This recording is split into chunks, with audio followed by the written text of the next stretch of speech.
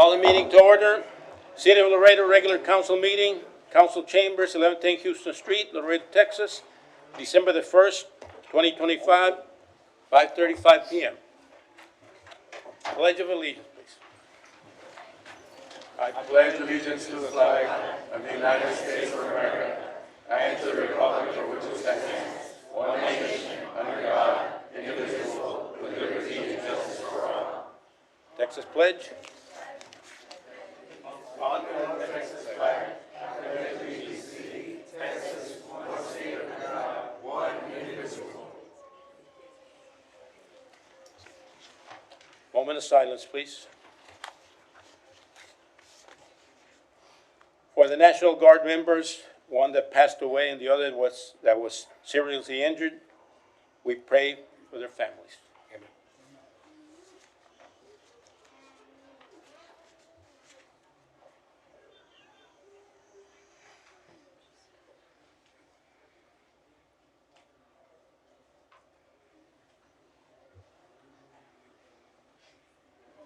Thank you. You may be seated.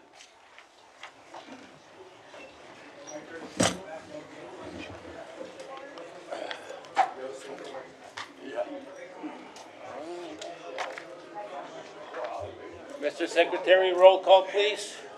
Yes, Mayor.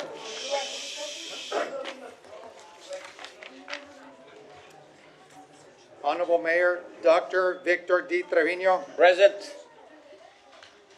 Honorable Council Member District 1, Gilbert Gonzalez. Honorable Council Member District 2, Ricardo Rangel Jr. Present. Honorable Council Member District 3, Melissa Cigarroa. Present. Honorable Council Member District 4, Ricardo Rick Garza. I'm here. Honorable Council Member District 5, Ruben Gutierrez Jr. Present. Honorable Council Member District 6, Dr. Tyler King. Honorable Mayor Pro Tem and Council Member District 7, Vanessa Perez. Here. Honorable Council Member District 8, Alisa Cigarroa. Mayor, you have a quorum. Thank you. Mayor, motion to excuse the members that are missing from council. Motion second, all in favor? Opposed? Motion passed. Mayor, motion for the approval of the minutes of special city council meeting October 20th, 2025, October 27th, 2025, and November 14th, 2025. Supplemental meeting minutes for October 20th, 2025, and November 3rd, 2025. Regular city council meeting minutes, November 17th, 2025. Motion second, all in favor? Aye. Opposed? Motion passed. Before we do citizens' comments, we'll go for recognitions. We have a significant amount of public here. Would like to proceed with recognition. First recognition. Recognizing the 7th grade Elias Herrera's Hawks football team for an undefeated season in winning the UISD 7th grade city championship. Teamwork, perseverance, and dedication led to a perfect season. Additionally, we would like to commend Principals Carlos Martinez and coaches Gabriel Gaitan, Eric Huerta, Alex Hernandez, Omar Canizales, and Guillermo Santos for their outstanding leadership and guidance throughout the season. Congratulations to the players for making their school and community proud. Congratulations.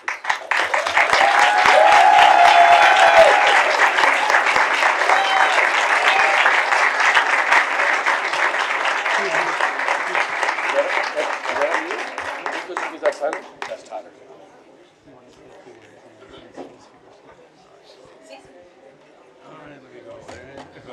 Si pueden unos poner, agacharse.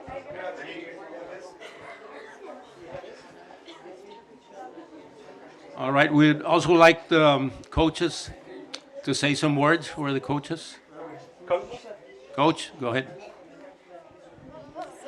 We just want to thank the city mayor for all this for the invite today. Our boys this season they worked very hard for this trophy. They worked very hard for their accomplishments they had this year.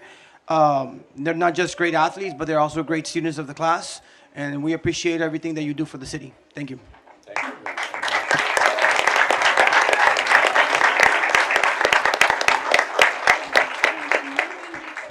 Good afternoon, ladies and gentlemen. My name is Carlos Martinez, a proud principal at Elias Herrera Middle School. Just would like to thank all the parents, all the supporters, everybody from District 5, everybody that helped put this together for an unbelievable season. On behalf of these boys, our coaches, and all the parents, thank you all so much for the support. Looking forward to coming back out here again next year as 8th graders. Thank you very much.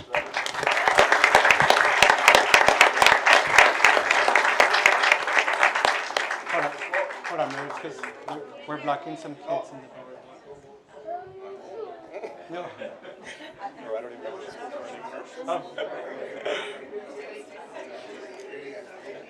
Gaby, diles que vean el baile primero. Vamos a poner primero esta cámara en medio. Right here, guys, in this camera. 1, 2. Right here, right here. Okay, guys over here, in this side.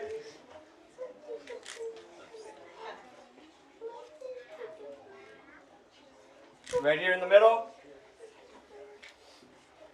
Right over there now.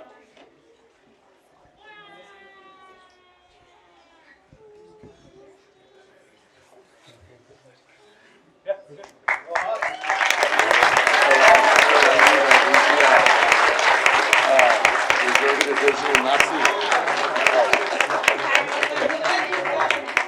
Guys, gentlemen, principal, I'm sorry. Mayor, if I may, there's an exit on the right-hand side. You all can exit on the right-hand side as well.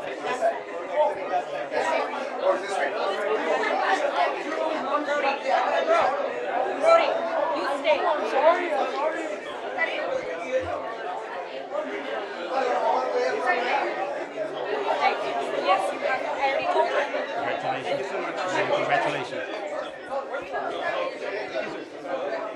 Congratulations, thank you. Escuela, los que siguen. They hardly say the school. If you don't complete, if you don't stop completing.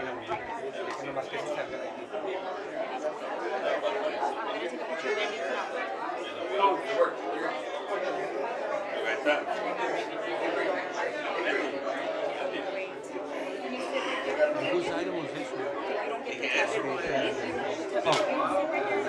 You're not gonna get the back. Roger, the picture came. Yeah. I guess later when you upload, send them to me, please, so I can share with them. Because mine aren't coming out from. Go on this side. Go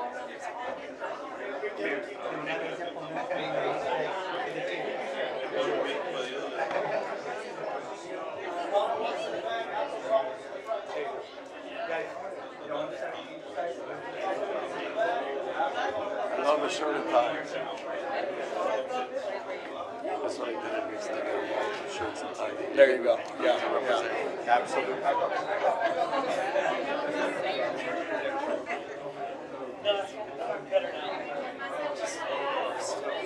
Mr. City Secretary. Mr. City Sec. I guess. Mario.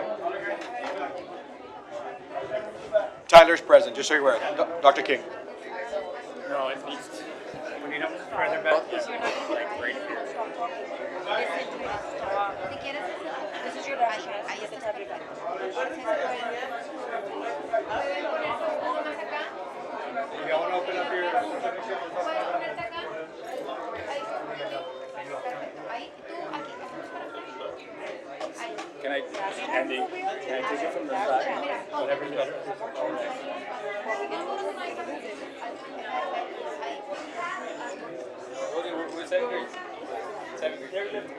También. Ok, vamos a unas 6 personas. Vamos a mandarles para arriba. Pueden pasar por los lados. Gabby, ahora nos cansamos. Further back, Gabby. Where is the trophy?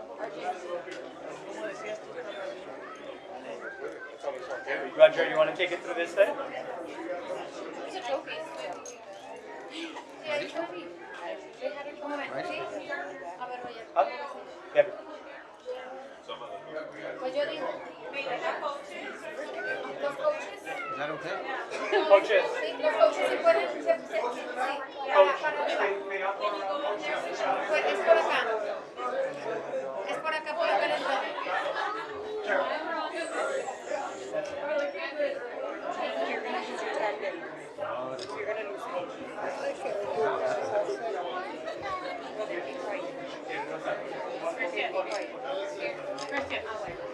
Can't see you. Very.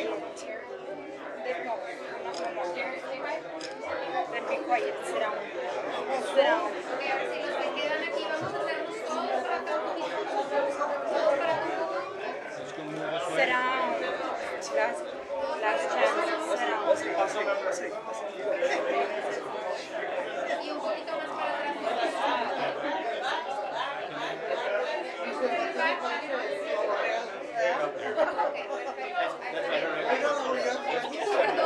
We're gonna put him in the middle really quick for the city website. Sale el niño atrás de los martes y Stand on this side.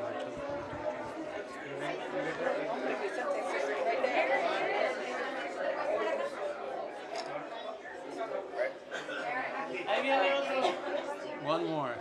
Straggler. Right there in between. we have one more going up there. There's one more over there. Para que salgan todos. Andy, I can't see these. Look at me. All right. Are we ready? Is that better? Yeah. Let them get up there. Yeah, they're going. They weren't coming out. Okay. There's one more over there.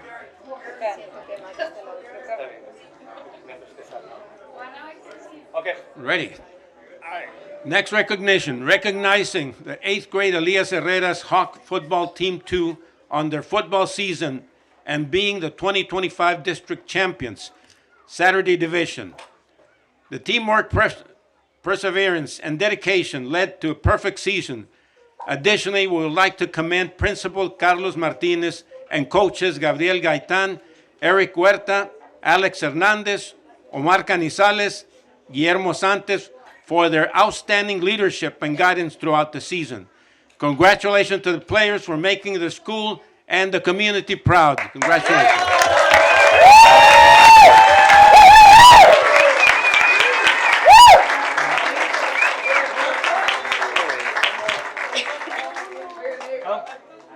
Yeah. Vamos a voltear primero a una foto aquí en medio. Right over here with Roger, please. 1, 2. Thank Now over here, guys. This side.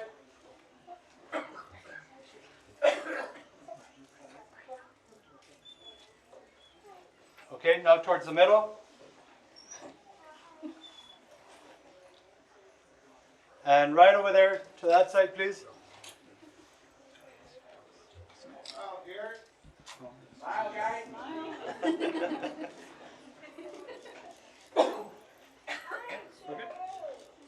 We're good, right?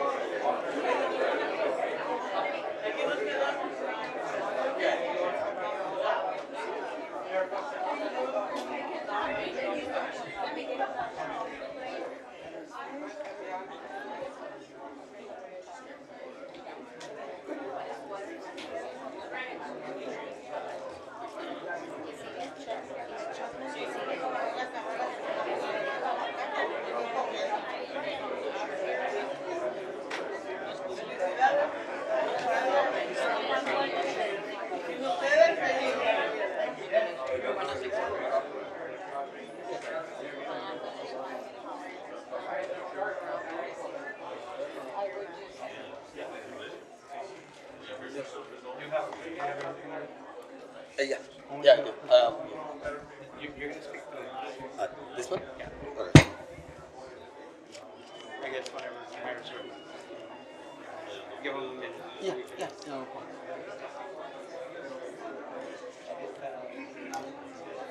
First, yeah, the first, yeah. Okay, so just. Mr. Secretary? Andy. Mr. Secretary, if you could please notice that Councilmember Dr. Tyler King is present.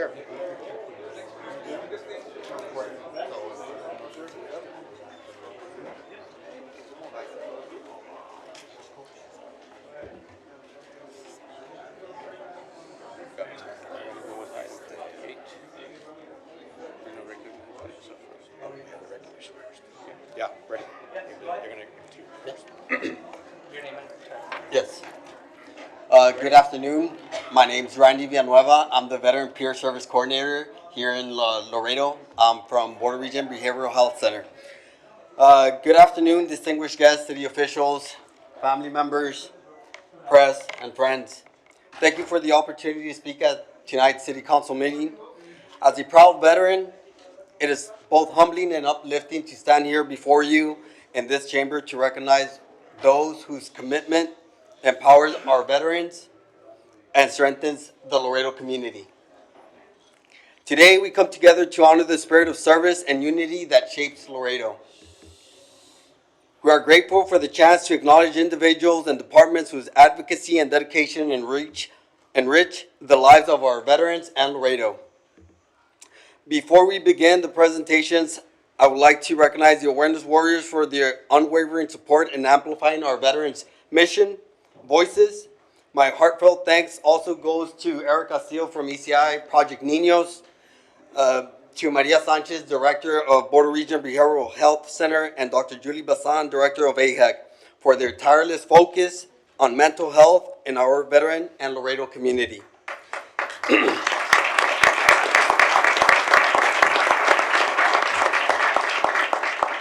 The first recognition plaque we are privileged to present goes to Mayor Dr. Victor Trevino, whose vision and support have driven our progress. Mayor, your unwavering commitment to our veterans and our city exemplifies your leadership. Please accept this small token of appreciation, and we have it right now. Next, I am honored to present a plaque to Mayor Pro Tem Vanessa Perez. Councilwoman Perez, your leadership and compassion have greatly contributed to our mission. Thank you so much for your support. I'm also pleased to recognize Councilman Ruben Gutierrez with a plaque. Councilman Gutierrez, your advocacy for our veterans and dedication to our community does not go unnoticed. Thank you so much. In celebrating teamwork, I have the privilege of presenting a trophy to the City of Laredo Parks and Recreation and Public Works Departments Director JJ Gomez and John Orfila. Your dedication to the Laredo Mud Fiesta Down and Dirty for Health and the Trail of Hope 5K Remembering 17 supporting the many events brought our ideas. Oh, he's here somewhere. There you go. Brought our ideas to life, so thank you so much.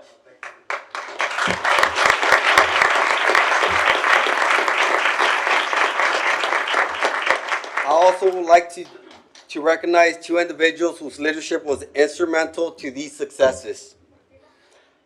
Tomas Coach Ramirez III, Assistant Director of the Parks and Recreation Department, attended, there you go, attended every meeting. Thank you so much for your time, Buckle, and for your team. Adante Dio, he's not here. He's the Construction Superintendent for the from the Laredo Parks and Public Works. He's also very instrumental and supported our crazy ideas.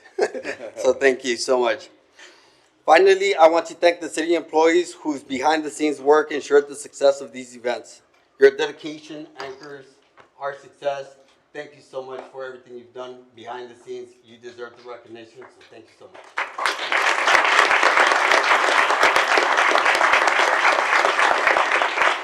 In closing, I am deeply grateful for the ongoing support shown by this community. On behalf of Border Region Behavioral Health Center, ECI Project Niños, thank you so much for everything you have done for the veteran and the Laredo community. Thank you so much. Thank you.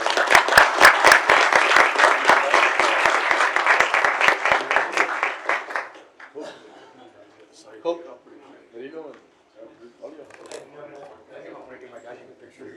Yes, I have. Yes.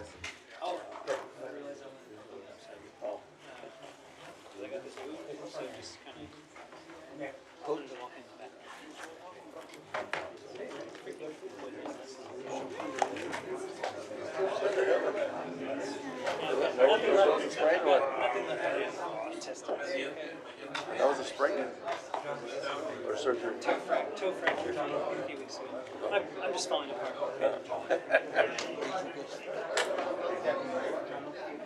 ¿Cómo estamos? Hello, hello, how you doing? Where's this? Hello, sir. Hello, good to see you. Hey. How you doing, sir? Hey, good to see you. Hello.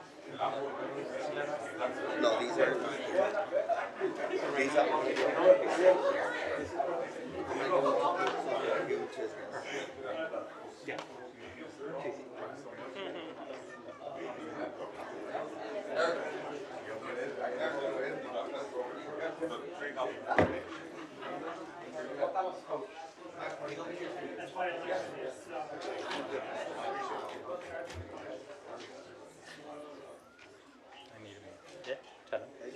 If you can just move, scoot in a little. This side. Can you be behind?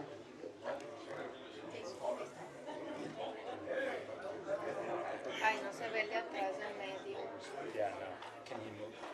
Sir, yes. Vamos a repetir eso. Nomás este lado para que puedan así, ahí.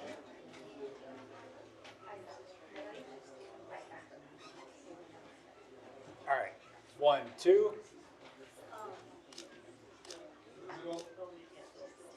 All right, thank you.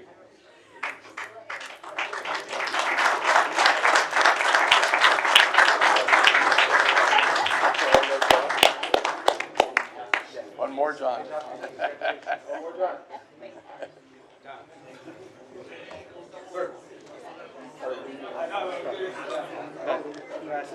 ¿Se los das al coach? Sí, pero se los das a los coaches. Mayor, I think more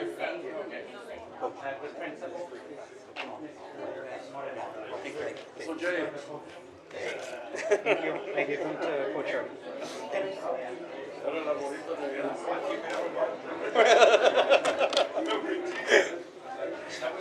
That's what I need to hit the ball. it's for chips and dips. It's for chips and dips. That's what I do.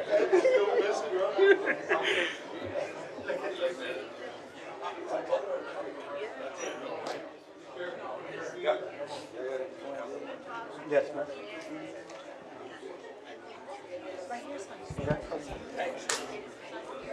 I guess it's just waiting.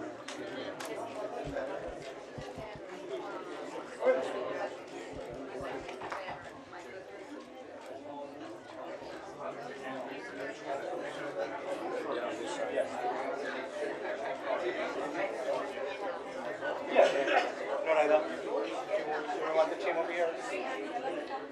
Yeah. Coach, can you help me get the team back there?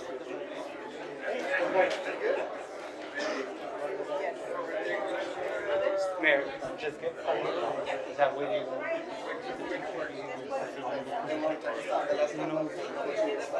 Already? It makes it. Is it over there or is it? On either side.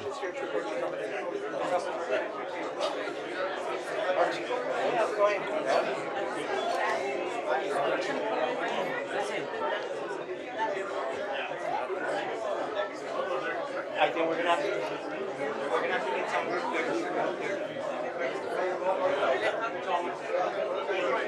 Parents can stay here to take a picture if you need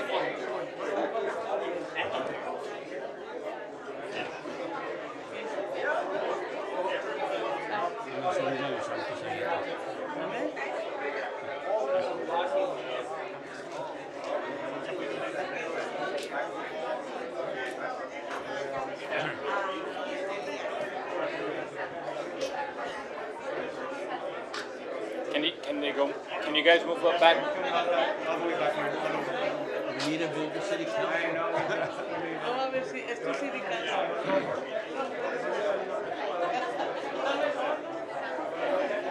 We need to move the city council auditorium.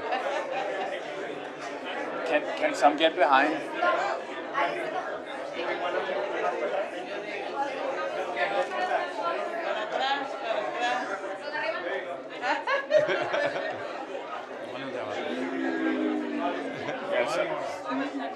some, like, it's right here, dude. Like, I don't know how to put them more together.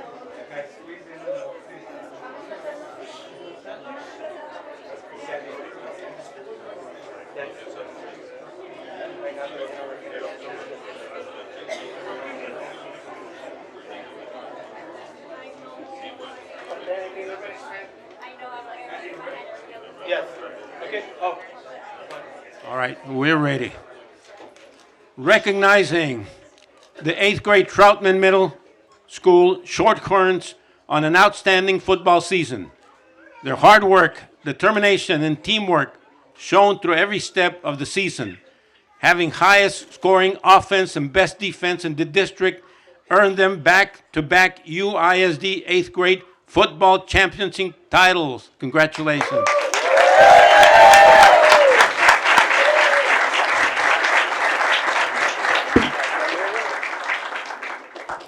Right here in the center. At 1, 2. Right over here on this side. Ready? 1, 2, 3. Okay, back in the middle. Yeah. And now that side over there.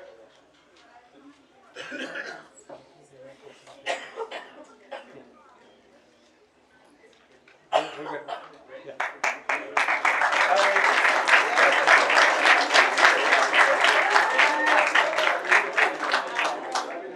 Por este lado, That way. Adrián. Adrián.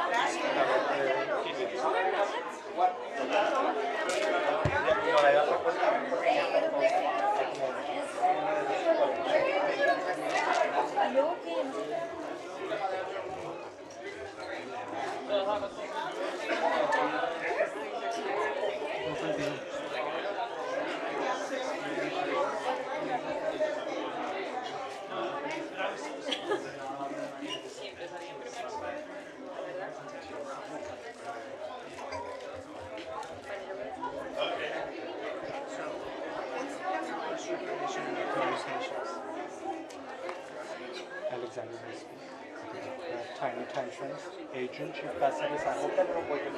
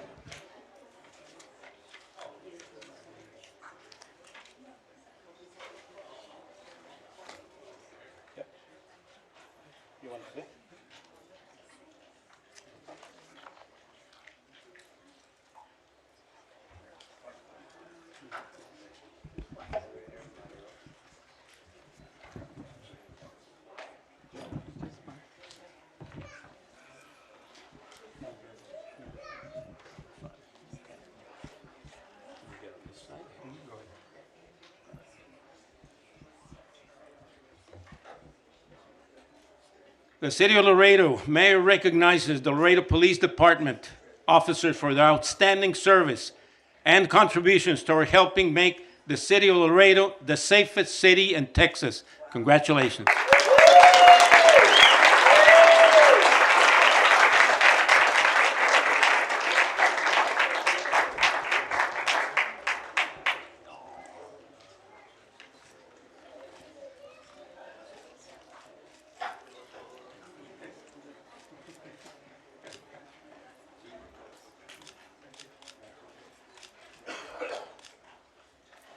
Chief, can you have me in the middle of that? Maybe I'll move further up. Right here with Roger, please. All right, 1, 2. All right, thank you. Yeah, we're good, yeah. Chief, Mayor, may I? Mayor, before we continue. May I? Yes? Okay. I just wanted to take this opportunity to thank you all personally. I know the Laredo Police Department has worked so hard, not only to do the best jobs that you can, but that the chief has arranged for coordination with all of the law enforcement agencies here in this town, but it's the locals that lead. And we are so appreciative for the way that you take care of our community and our families. That is why we are ranked the safest city in Texas. It is all due to your hard work. Thank you so much.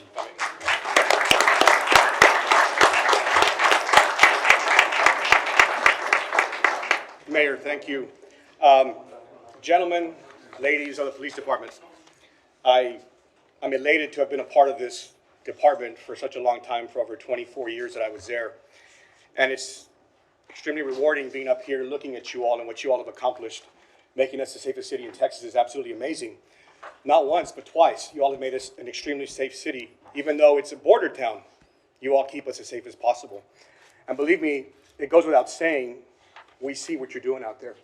The reason why we get to sleep at night is because you all are out there enforcing laws, keeping criminals off the streets, and we appreciate it. And you don't go unnoticed. So I will always be behind you. This council will be behind you, I'm sure. The mayor's behind you. The city's behind you, 100%. We thank you for absolutely everything you do. Don't ever forget that. You have an entire community behind you. These people support you every single day in, day out. Keep doing your job as representing us like you do, because wearing that badge makes you extremely special. And I thank you all for everything. Thank you.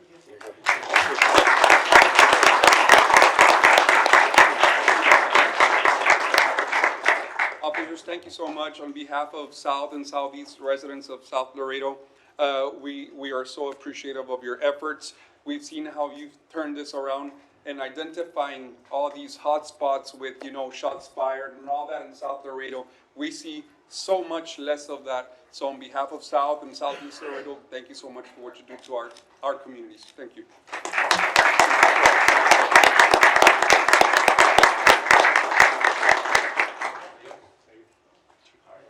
Thank you all. Thank you, ladies and gentlemen. Thank you. Thank you. Appreciate you. Appreciate you all. Thank you. I appreciate that. Chief, great job. Have y'all found out about the, you call them the door? No.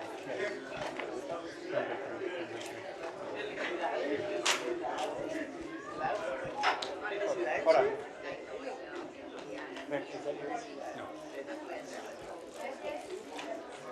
All right.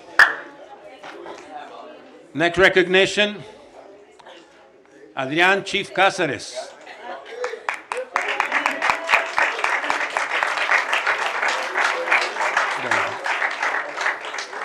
Adrian, the city of Laredo proudly recognizes Adrian Chief Cáceres, a 12-year-old Trotman Middle School student with Down syndrome whose dedication and enthusiasm shine through his involvement in numerous activities, including Taekwondo, Blue Belt, swimming, track and field, championship league baseball, football, beginner piano, beginner goat showing, and occasional modeling. Congratulations.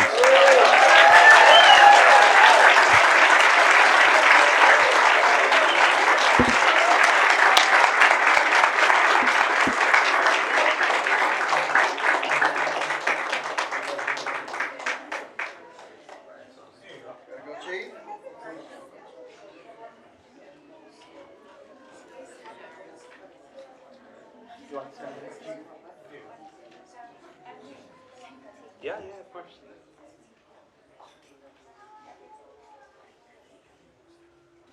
Right over here, please. Ready? 1, 2. Great. Let me get one more right here. Ready? 1, 2, 3. Perfect. Right over here.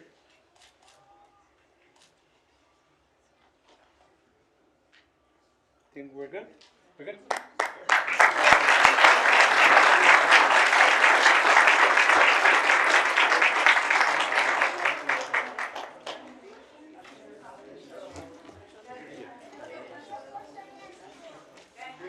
He's right there. The Jerry. Sitting down. Jesse.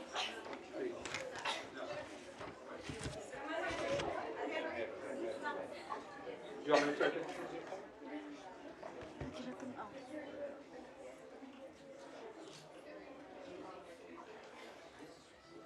One. Let me get one more, please. 1, 2, 3.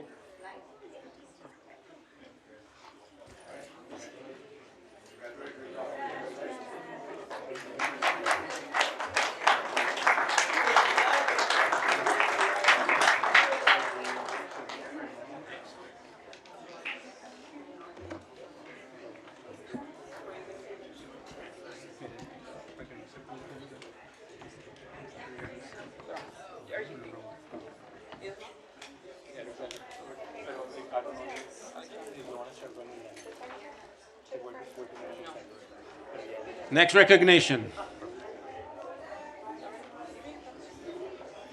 Recognition of the John B. Alexander High School OPE DC Marching Ensemble.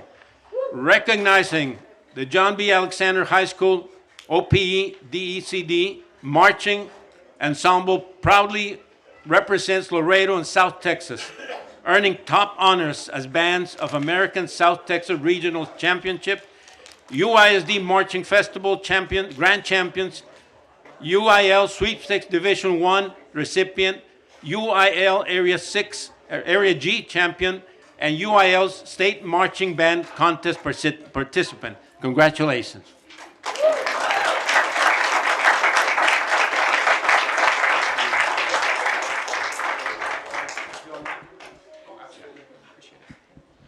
First off, thank you so much. I do want to acknowledge our Board of Trustees member for UISD, Ms. Martinez, for being here present. I also want to thank our council, our city, and our community. My name is Joshua Martinez. I happen to proudly serve as Director of Bands for John B. Alexander High School. And I think it's important as a music educator that I share with not only our council, but our community who's watching, and for the people who are present. Laredo is the focal point and the shining beacon for the fine arts. And the reason why we are the focal point and the shining beacon for the fine arts is because of the community support, our support at the district level. There is such a strongly rooted passion when it comes to fine arts because of things that started back in the 80s. For those of you who were around in the 80s, the band started then and it has continued to grow, and it's only because of that in our community and what happens and the amazing, amazing talents that exist within our community through these amazing students that allow our programs to do what they do. And it is not commonplace for a program to be state marching band participants as consistently as Alexander has been.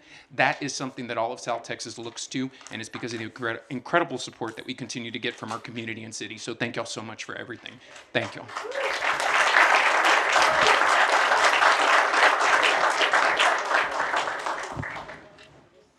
Can we get a little closer?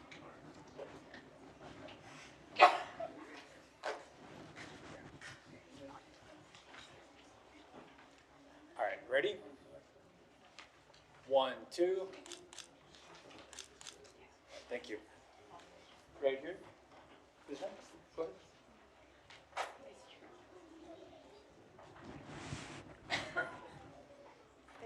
Right over here. And last one.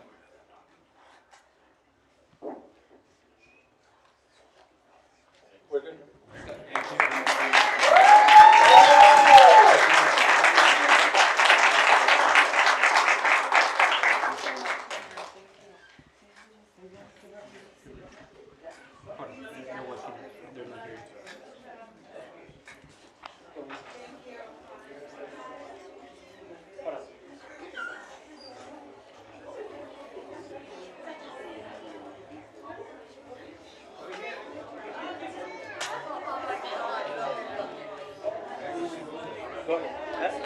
No, I think Victor. You can begin.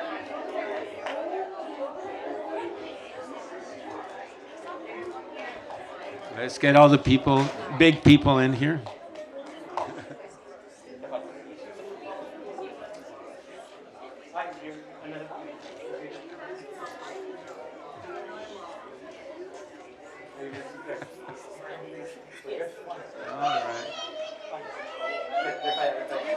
There you are.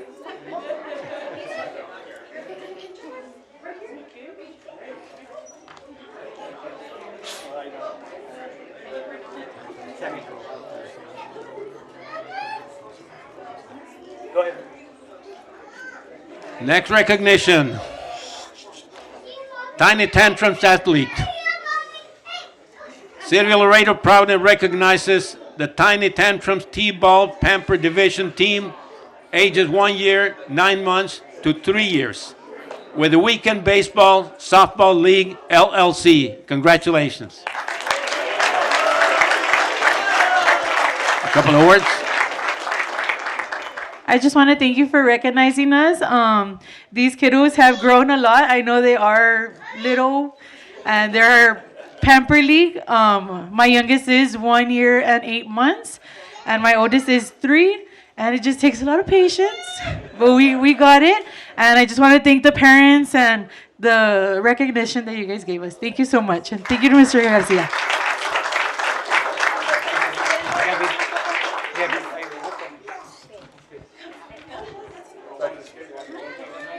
Take a picture. Take a picture. Hold on, come here. Right here. Go, baby. I'm right here. I'm right here. Hey, Adrian. I'm right here. Go. Parents, can we get the parents? Parents, if you all want to take, and we'll take the pictures for you. You want to come out? We'll take it. No? If y'all want to come out, just leave your phones here and we'll take it for y'all so y'all can come out with your kids. I'll take it for you. Oh, with yours? Let me say? Okay. I'll take one picture and the coach will share it with y'all. If y'all want to get in the picture, please. Parents. Gabby, the parents are going to come out. Gabby, that's yours.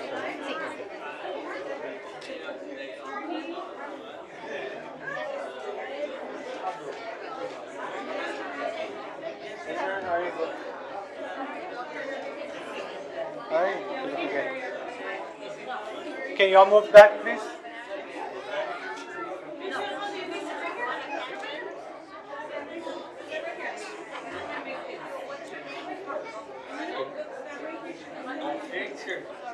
Okay, right here in the middle. In the middle, ready? 1, 2, 3, one more. Perfect. Right over here with Roger. Everybody right here? Did you all get pictures? Yes. Yeah. Right over here. Did you get one? One more. There. We're good?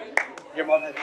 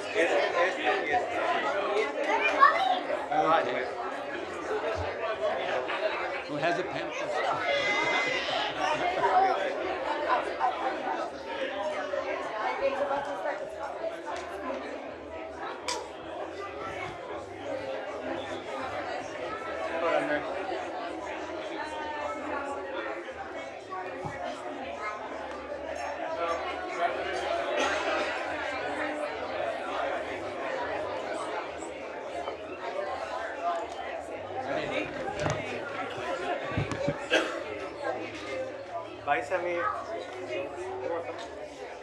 Next recognition. Gustavo Flores. The City of Laredo Mayor recognizes Gustavo Flores for his outstanding achievements as a distinguished professional whose career spans software engineering, music, entrepreneurship, and cultural promotion. Come on down.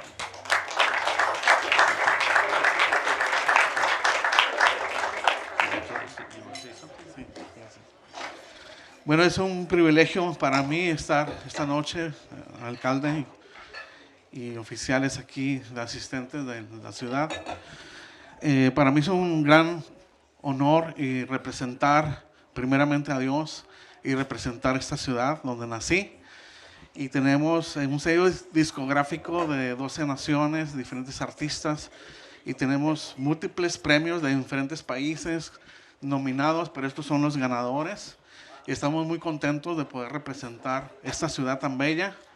Y también son evidencias para poder ahora desarrollar y ser el fundador de Premios Laredo, que es el que viene, que es el mejor premio.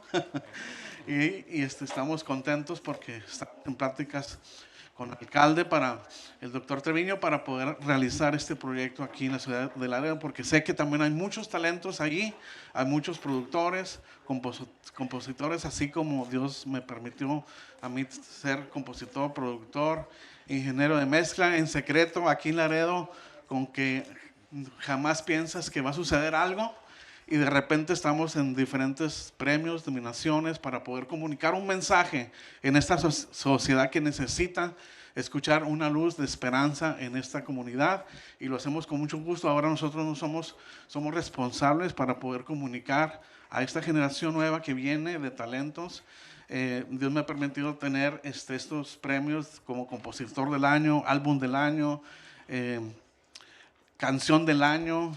Y ahora estamos en el 2026 seleccionados para Grammy Awards 2026. Entonces, de Laredo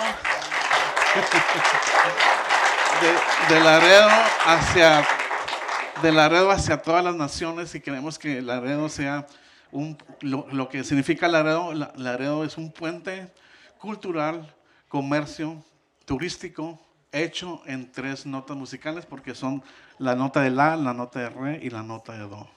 Entonces queremos premiar a todos los talentos de la ciudad, y para mí es un gran honor estar aquí.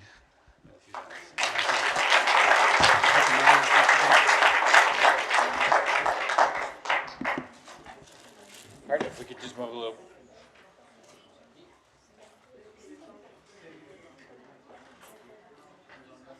All right.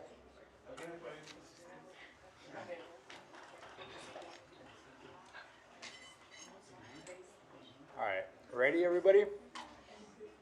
All right, 1, 2. Thank you. One more. Go ahead. One more right here. Ready, 1, 2, 3. Thank you.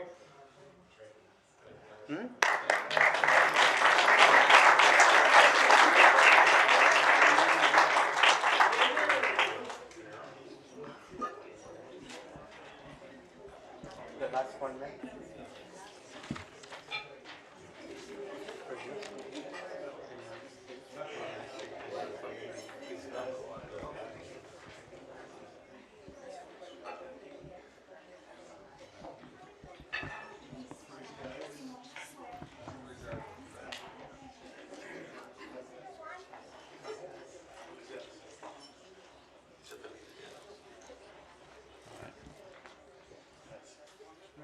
All right, next recognition is for Webb County Veterans Office in recognition of your contributions to our valuable veteran community by providing education, assistance, and obtaining state and federal benefits.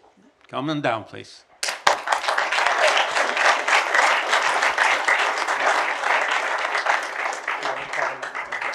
As I call your name, please come by me. Olga Ramirez.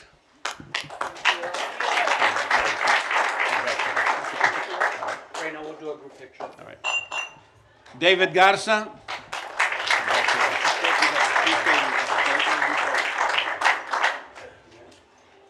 Victor Sanchez.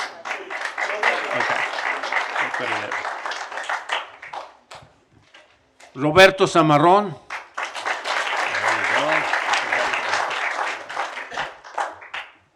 Gerardo González. No, okay. Roxela Silva.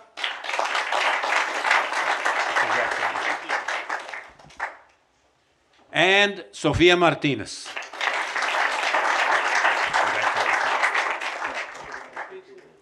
Few words. Anybody? Go ahead.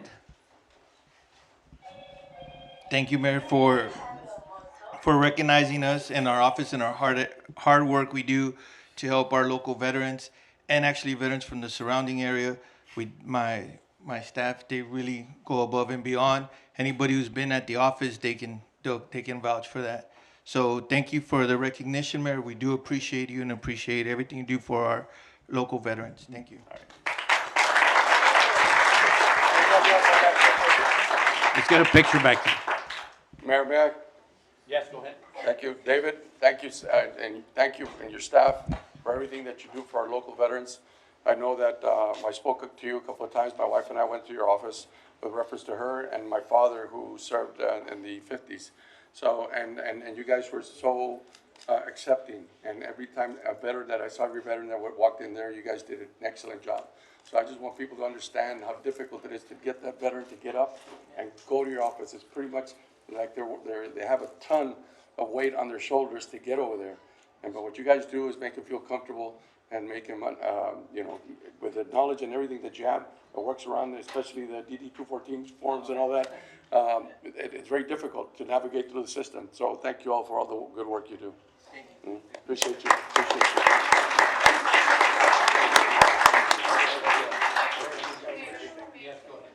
I just want to thank also David for his service on the Veteran Affairs Committee in the city. He served honorably there, and it's an honor to be able to work with you. Appreciate you. All right, can we get a group picture here in the center?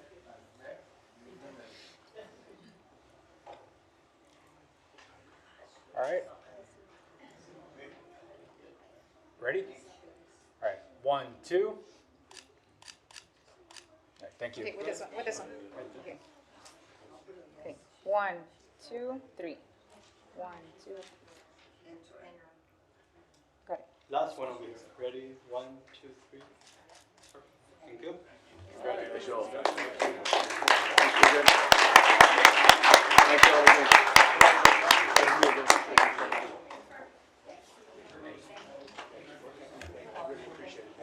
Thank you, bye.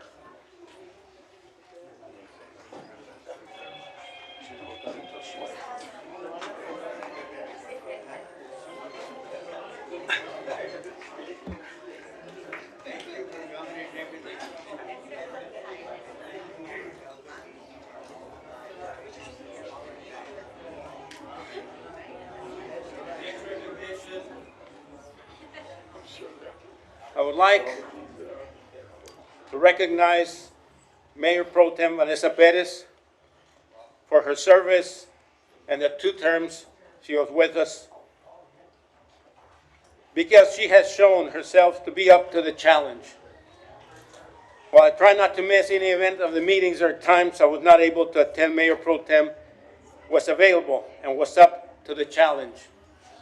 She has shown the initiative in completing the CPM program offered by TAMIU, and because this was nominated by myself and completed several leadership classes at the Kennedy School of Business at Harvard as part of the Bloomberg Harvard Mayoral Leadership Program.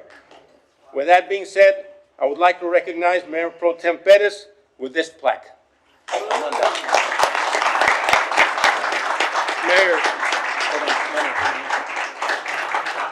Mayor, if I may, this is a plaque that myself and the rest of the council got for Mayor Pro Tem Vanessa Perez as well. This says, with our greatest appreciation, we honor Vanessa Perez, council member for District 7. Thank you for your dedicated service of 2 completed terms as Mayor Pro Tem, January 18th, 2023 through November 20th, 2023. December 2nd, 2024 through December 1st, 2025. We honor your distinguished achievement as the first female council member to hold this title for 2 terms. Presented to you by the Honorable Mayor and your Honorable Council. Congratulations. Thank you.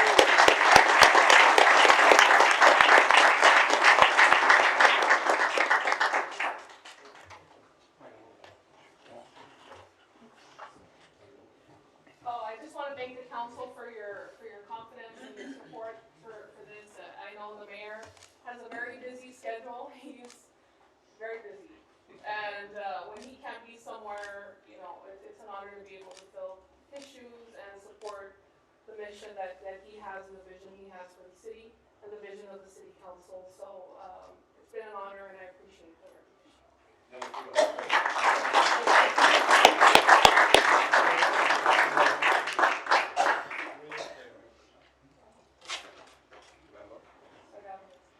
Right here. Right here with Roger. All right, everybody ready?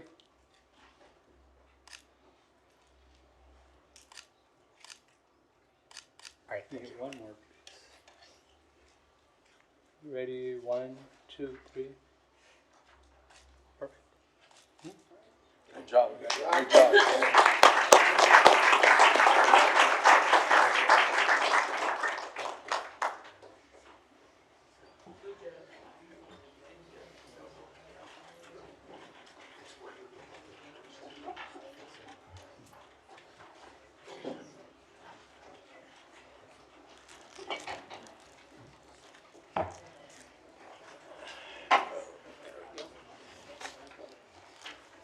I'd like to move on to item number 58.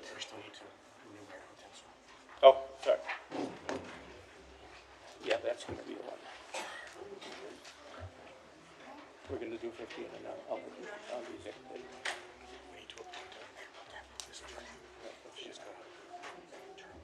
What is right?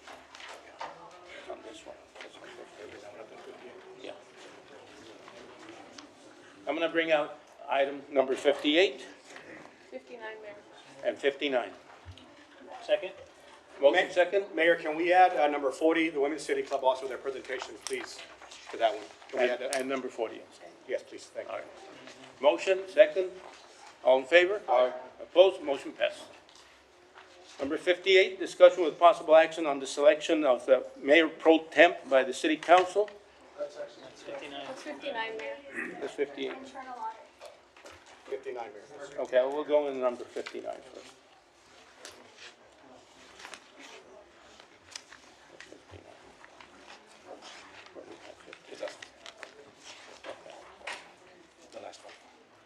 Number 59, discussion with possible action on the selection of mayor pro temp by the city council, any matters related thereto.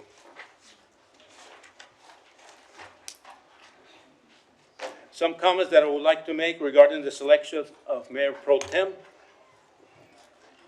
We already recognize Mayor Pro Tem Vanessa Perez for her tenure, where she honorably served as the first female mayor and had served for 2 terms. As mayor, even though I was selected citywide by securing a majority of the voting population, my role legally and ethically has always been to serve and represent the interests of the entire community. Not just for those who voted for me, but the principles should extend to the mayor pro tem, which Mayor Pro Tem has done this without fail. And historically, this has been a symbolic appointment. However, the mayor's role has become more demanding, having an average of 4 to 6 events and meetings a day, and traveling to Mexico and Laredo frequently, especially in these engaging state, federal, and international situations, and with the partners on challenges that we have that impact our local community. So the growth of the mayor's workload and the role of Mayor Pro Tem has grown in great importance. The Mayor Pro Tem plays a vital role in maintaining stability and helping unite the council to address day-to-day policy items when the mayor is not available. By the nature of my administration, this appointment for me is not symbolic. It is one of trust, responsibility, and the ability to reinforce the mayor's duties and obligations when the mayor is unavailable. As Mayor Pro Tem Pettis can attest, the schedule is extremely demanding because it requires addressing citywide and international issues rather than those on a single district. My current belief is that Councilman Gilbert Gonzalez is someone who can fulfill these duties effectively, and for that reason, I motion for him to serve as the next Mayor Pro Tem. Second. Motion second. All in favor? Aye. Opposed? Motion passes. Thank you very much. Congratulations.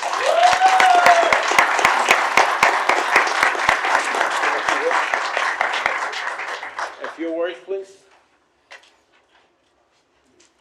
Yes, thank you, Mayor, directors, management, and colleagues.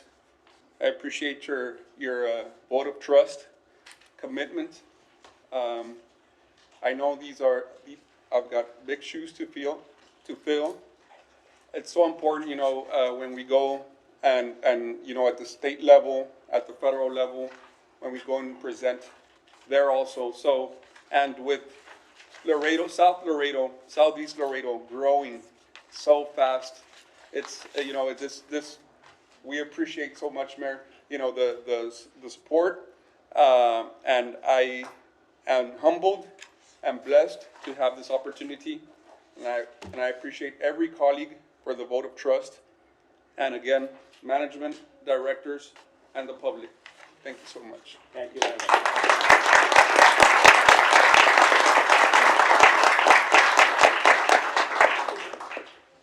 Mayor, if I may. Yes, I still Hey, have if we may- communications. Yes, after sir, you. just after number 40 with the Women's City Club, but we can bring up number 24 as well. We've got people here. Go ahead. Just add that to the All right. equation. Yes, go ahead. I know we're going to do a motion to that. And then perhaps we should go to citizen comments because I do believe some of these people are here for that. How many do we have? We've got three. One actual citizen comment, everything else, the other two are on items. Okay. Boys and girls. All right. Which one is you?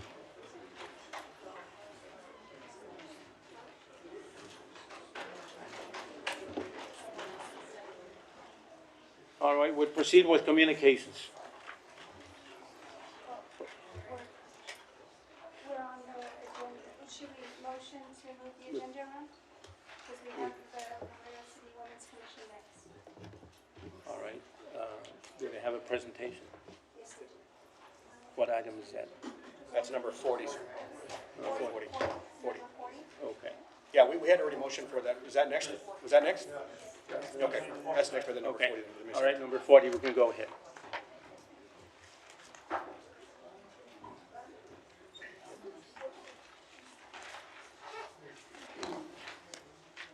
Mayor, if I may. Go ahead.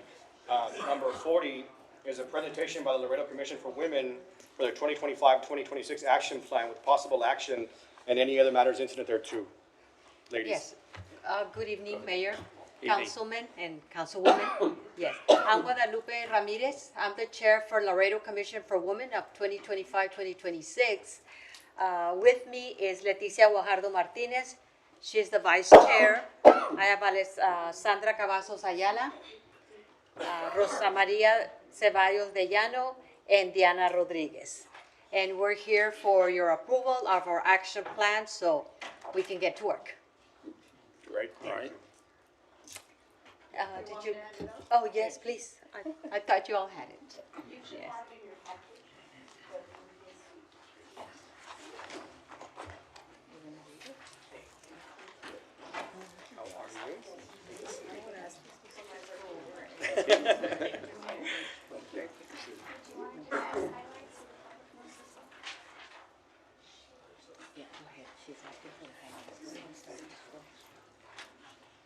Okay, our purpose and what we wanna do this year is we wanna voter participation, and we want to help and get most of them registered so that they can go out and vote. We wanna be involved in the cancer awareness, whatever we can do to participate with the city or other organizations in that in the breast cancer awareness. The International Women's Day celebration, we do that also with, in conjunction with the Mexican Consulate in March. And we also have the Women's Hall of Fame in 2026. And that's our biggest event that we have to prepare for that. We have the Health Month promotion. We do together with the City of Laredo, the Health Department, and we focus on educating women in health education and resources available out there that are for women so they can participate. With the City of Laredo, we have Frida, I forgot her last name. Figueroa, that she is working on the web page in conjunction with the city. Okay. And the briefings of the presentation that focuses on women's issues. If you have any questions. Mayor Mann, Go ahead. thank you so much for promoting women, Yes. for promoting equity and equality, and for promoting community involvement. I know these are women who are very, very busy, very successful in other sectors, and they take time out of their schedules to come together and promote community issues and reach out for community needs. So it is greatly appreciated, the work that you do. Thank you so much. Thank you. That's the health department. No more? That's it? Yes, go ahead. Thank you, ladies, for everything that you do. You guys put in a lot of hours, a lot of dedication, a lot of work. So I'm more than happy to support the work that you all are doing. So thank you for your. Thank you, we appreciate that. Mayor? Yes, go ahead. First, I just want to acknowledge our colleague, Alyssa Sierra, for the record. And also, ladies, thank you so much for what you do in this commission for our community. Ms. Ramirez, I'm honored to have you as my District 1's appointee, and now you do this citywide for the commission, so we appreciate everything. Thank you so much. I'm honored. Thank you, and I'm very grateful, represent the south of Laredo. Yes. See. All right. Any action? I'd like to make a motion to approve Second. their presentation. Motion second, all in favor? Aye. Opposed, motion pass. Thank you. Congratulations, ladies. Thank you. Thank you.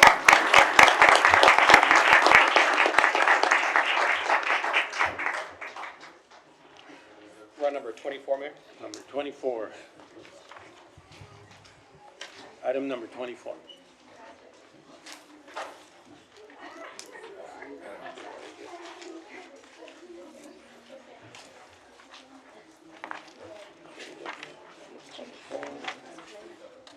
Number 24. That's a resolution? This one? Yes, sir. Number 24, resolution of the City of Laredo, Texas, formalizing the continued establishments of Laredo Youth Council, rescinding the previously adopted bylaws, and adopting the Laredo Youth Council Program Handbook. Hi, good evening, Mayor and Council. Good evening. I'm Karen Covarrubias from City Manager's Office. I'm here with students from the Laredo Youth Council. And so the Laredo Youth Council was created by council motion in February 2020. And that first initial group of students brought to you bylaws in 2021, and so then they kicked off from there. But as the program has kind of grown, they've noticed that the bylaws, one, kind of restricted them a lot, and two, as we looked into the cities, like committees and how we form committees, they actually can't fall under a city committee because they're under the age of 18. And so we're bringing this back to you, not necessarily to approve their bylaws, but moving them away from like an official city commission because they can't really fall into there, but more into a program that one now allows them to kind of represent more of the city, so including students from each council district should be represented, and including schools that we weren't necessarily considering. One of the biggest changes is they were from 17, group of 17 representing only like some of the schools, but every year new schools are popping up, and you have students that are not necessarily enrolled in a school district or a private school. So just allowing more of that and having them get engaged with you all, with our departments, and they just really want to learn about the city. So I'll let them introduce themselves. And they went through revisions for the past 2.5 months, and so they'll walk you through some of those so that they can get fully started under their new handbook. Hi, my name is Regina Verbonen, and I represent John B. Alexander High School, and this is my second year in the council. My name is Felipe Rivera, and this is my first year in the council, and I also represent Alexander High School. Go Bulldogs. Hi, my name is Sheila Echevarria, and I'm from United South High School, and this is my second year representing the Laredo Youth Council. Hello, my name is Angel Aldana. I'm from Harmony School of Excellence, and this is my first year in the Laredo Youth Council.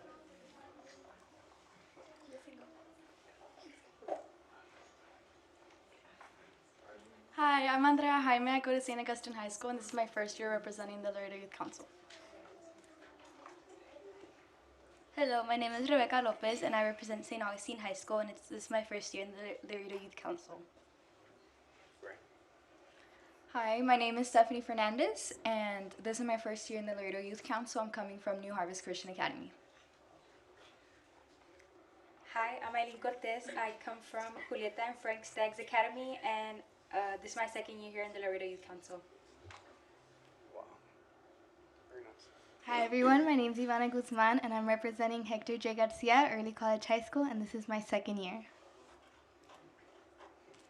Hi, my name is Alison Ramirez Sanchez, and I'm representing Lyndon B. Johnson High School, and this is my second year of the Laredo Youth Council. Hi, my name is Alejandra Gonzalez. I'm also representing LBJ High School, and it's my first year representing Laredo Youth Council. Mayor, may I? Go ahead. Sorry. I'm sorry, just before you all continue, I want to say thank you all for joining us, and thank you for being a part of the Laredo Youth Council. It really, really means a lot to us to be there, because you get to know what we actually do behind the scenes, right? A lot of the public doesn't even know what we get to do behind here. A lot of difficult decisions, as you all well know. I do ask you all to go out to the other schools that are missing, right? I didn't hear a lot of schools that we have here in Laredo. So go out there, that way everybody is involved. I think it's a wonderful thing. If you allow me to, please, let me make the motion to rescind the previous adopted bylaw and adopt the Youth Council Program Handbook. I can, let me make that motion, please. I'll second that. Motion second? Mayor, if I may? Yes, go ahead. I'd also thank you for all your hard work as well. And one thing I heard was that our rules say that you have to be at least 18. So one thing about rules, you can always change them, right? And so we can also go through the process of showing them how to change an ordinance, change the handbook, so we can, make an exception for this committee, so that if you guys chose to stay a full-fledged committee, then we can modify the rules for this. So we can kind of walk through that exercise on how to change an ordinance. Great. Anything else you'd like to say before we continue with the vote? They put together for a very short presentation. Sure. Yeah, super quick, that way we explain. So why we updated the bylaws, like Karen stated, we are, high school kids, and for us, our mission is very important to not only show ourselves, but our high schools on grassroots-led movements. Again, like you, Councilman Gutierrez stated, a lot of people don't know that the biggest decisions that affect their lives are from the council, are from Webb County, are from these local officials. And all of us here have really tried to make that movement. That's why we wanted to change the bylaws, to make it easier for us to do actual change and to show the future generation, hey, as much as federal elections are really big, your local elections matter more because they affect you more. It's what you can change, it's what you can move, and that was basically our bias, or how we went off this. For a super quick on how we updated for Articles 1 and 4, we just re-cleared our name and purpose and responsibilities. We wanted to make this, again, since we weren't 18, we just thought it would be easier, all of us here, just to make it not as formal. That way we can actually make change, that way we can actually do more stuff and show, the youth, hey, city council is really important, you should go to the meetings, we should do more community service that outreaches the youth.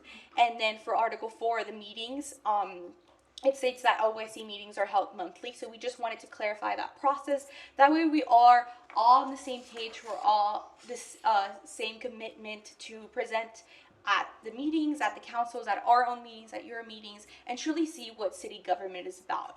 We truly try to outreach and just put the emphasis on city government, because everyone here knows how important it is, but our youth doesn't. So that's what we want to emphasize. And then, do you want me to take it from here for the next one real quick?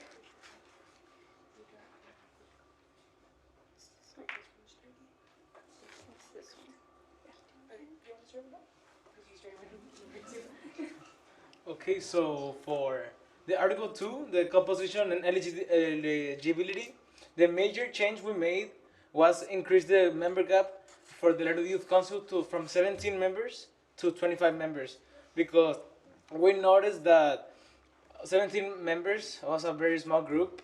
Many of the high schools that were in Laredo couldn't participate fully, or many of the students couldn't apply. Because there were the bigger high schools like United and Alexander, more people applied. So right now, a problem we are encountering is that multiple people from. So for example, oh my God. So the limit for high school students to join is 2 members per high school. And one problem we encountered is that there are some high schools that have more than 2 people. So in order to change that problem, we decided to increase the gap from 17 to 25. And another change we made as well is that to include all of the Laredo high schools, not only just like a certain amount. And we also included homeschool students, because they also have the opportunity, well, they need the opportunity to join and learn about what is happening in Laredo. And another change we made is now documents, the students while applying, in the process of applying to a youth council, they need to add additional documents, such as the transcripts, disciplinary forms, resumes, so they can review them and to see if they can join the council. Yeah. Yes, go ahead. Actually, guys, congratulations on your, everything you guys are doing, ladies. I see this, I don't see it like you're changing the rules. I see that you're making it fair for the whole city, for all the youth to participate. So for that, I commend you, congratulations. It's something awesome. I'm seeing here that you have from 17 to 25. I know we have more students and you're making it 2 for every student. Wish my alumni will be here, Sierra Roa High School, right? But, eventually they're going to jump into the program.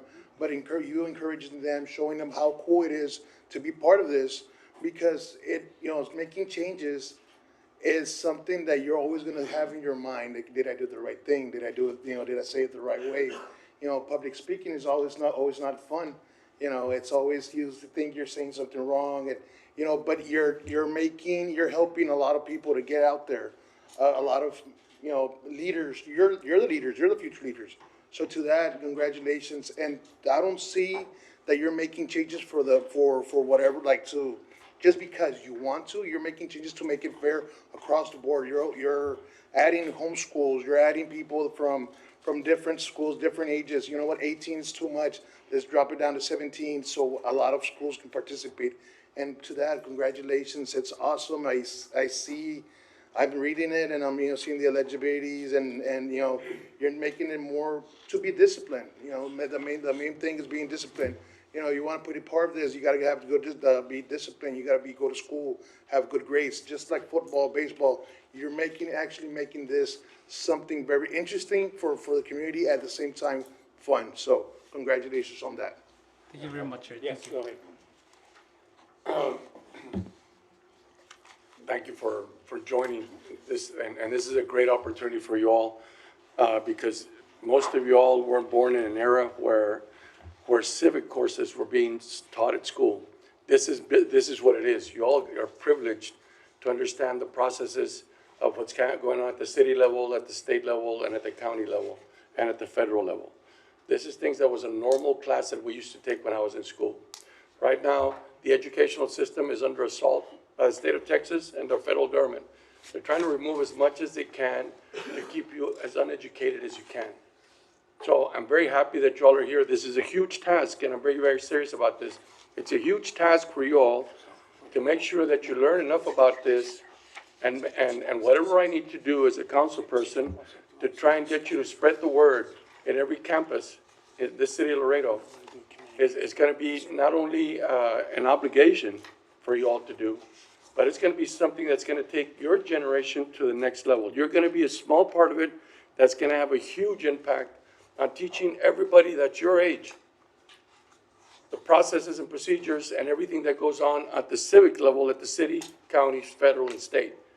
Because right now, as I said, the federal government and the state of Texas are assaulting our educational system and not letting you understand how all these processes work. And it's extremely important that your generation be active in understanding how these things work, because at the end of the day, we're not gonna be here for too much longer, right? It's gonna be your generation that puts us back in a straight line, that education matters, that you understand your history, where you came from, that none of that gets whitewashed into the whole mess that's going on right now, and that you allow this particular group, this particular organization to go out there and be the voice of your generation. So I commend you for doing that. I hope that you all take it as seriously as you can and really bring in the rest of the high schools so that your voice is what's going to matter. So the more people your generation come in, the more you're going to be heard. So thank you all very much for doing what you're doing. Yes, go ahead. I have no doubt that one of you, if not more of you, will be an elected official here in Laredo or Webb County one day. Seem very impressive. One concern I'm having, and I'm thinking about this, I have two daughters, so I'm all focused on, I see my daughter as a future CEO, future boss, all those things. But I see 9 females here and I see 2 men. And I know that now for the first time, there's 57% of college students that are now female, as opposed to 43, that it's flipped. And I worry about our young men and what they're doing, especially between the ages of 17 to 24. I would encourage you, as the females and the males on here, to try to engage the boys, because they oftentimes think they're too cool for that, right? But try to reach out to them and to make this, and maybe this is not fully representative of your entire program. Maybe y'all are just the ones that are willing to show up, but nonetheless, hopefully it's somewhat something that you're thinking about in the back of your head, that you can be not letting our young men get lost in the weeds. Because a 4-year college degree is not for everyone. We focus too hard on that, where we forgot about the other ways people can make a living and make a life, and so that's a whole nother issue. But just foods for thought. Maybe it's 50-50 and this is just who showed up tonight, but just came to my mind, so thank you. Thank you. All right. Yes, it's just one. Again, just thank you for joining and your participation in this great organization, council. I know it seems I have great representation from United South and LBJ here with Ale Laurita. Thank you for representing our schools in our district, in District 1. And Karen, I also want to thank you. I know I called you several times about the organization, and you were on it. So I appreciate you taking initiative on this club. Thank you so much, everyone. Yes, go ahead.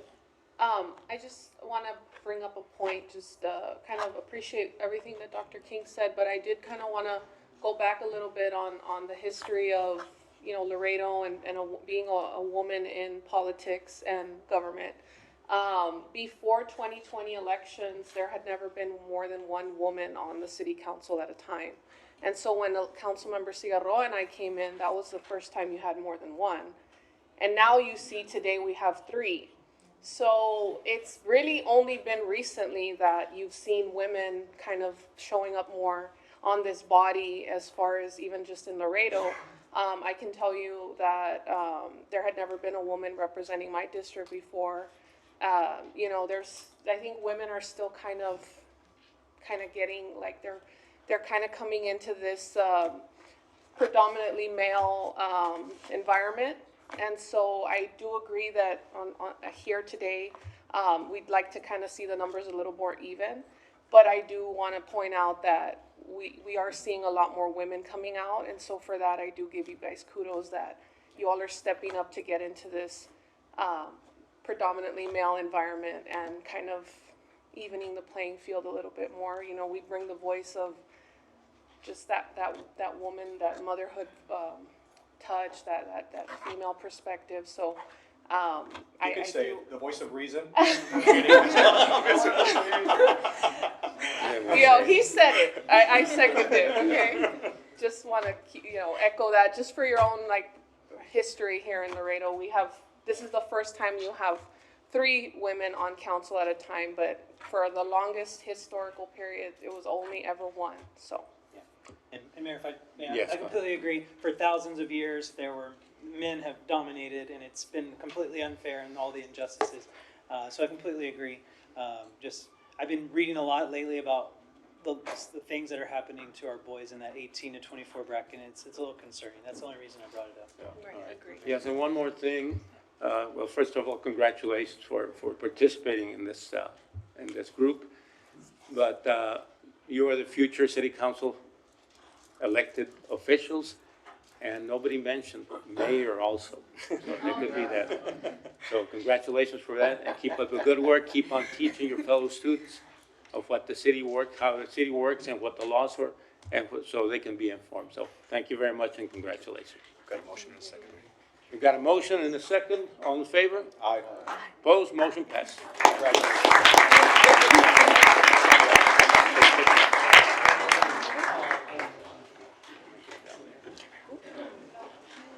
There it is. Good job. Good job, Mita. Keep it going. Great job representing. I thank you guys. Thank you so much. Count on me, whatever you guys do. Thanks for being here. Appreciate it. Thank you. Thank you for representing. Always, guys. Thank you. Thank you for representing. Appreciate it. How are you? Thank you so much for representing. Thank you for being here. Thank you so much. Anything you all need, let us know. Please, we're behind you guys, okay? Congratulations. Thank you. Felipe, I played ball with your dad. All right? Yeah, so I'm happy to see that you're here. Good job.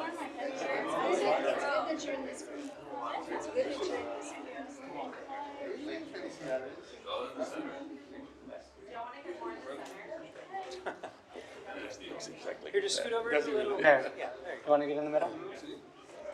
Guys, let's have the mayor in the middle. No. Yeah, right here. Can y'all scoot over? Yes. Like that. Wanna scoot over? Right there. Right here, guys. Ready? 1, 2, 3. One right here. Right over here.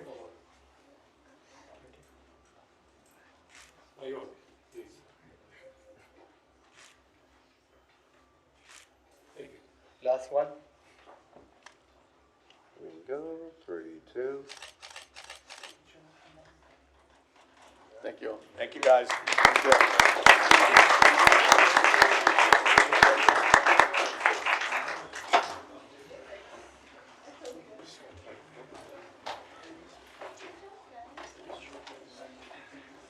That was it.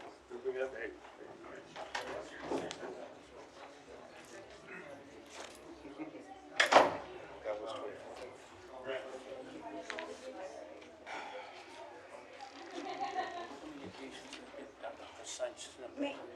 Which one? Number 36. Mayor? Okay. Mayor, motion to move on number 36. Motion, Second. second, all in favor? Aye. Opposed? Motion passes. Mayor, for this item, we need a roll call vote on this one. All right, let's get number 36. Mr. Secretary, would you read number 36, please?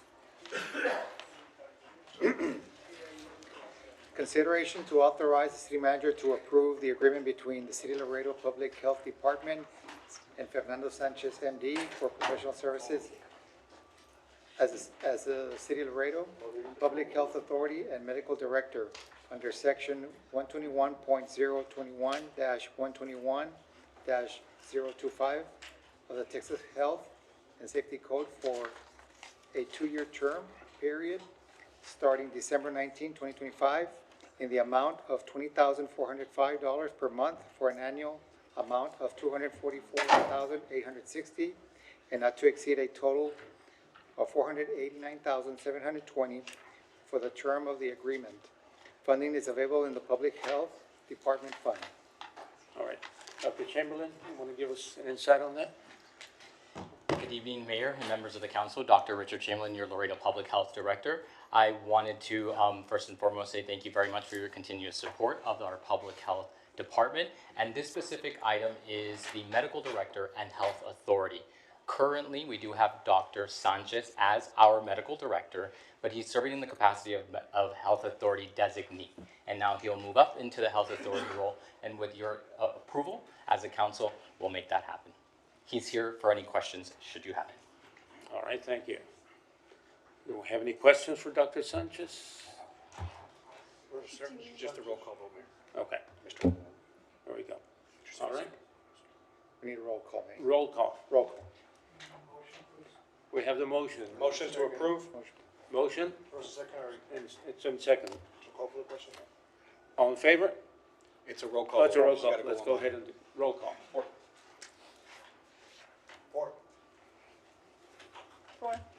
Four. Four. All right. Motion passes. Motion passes, thank you. Thank you very much. I've got, Mayor, may we? first, hold on. We didn't finish communications. Let me continue with the communications. Presentation by Mayor, providing general comments on city manners, upcoming initiatives, and other relevant updates for the city council and the public.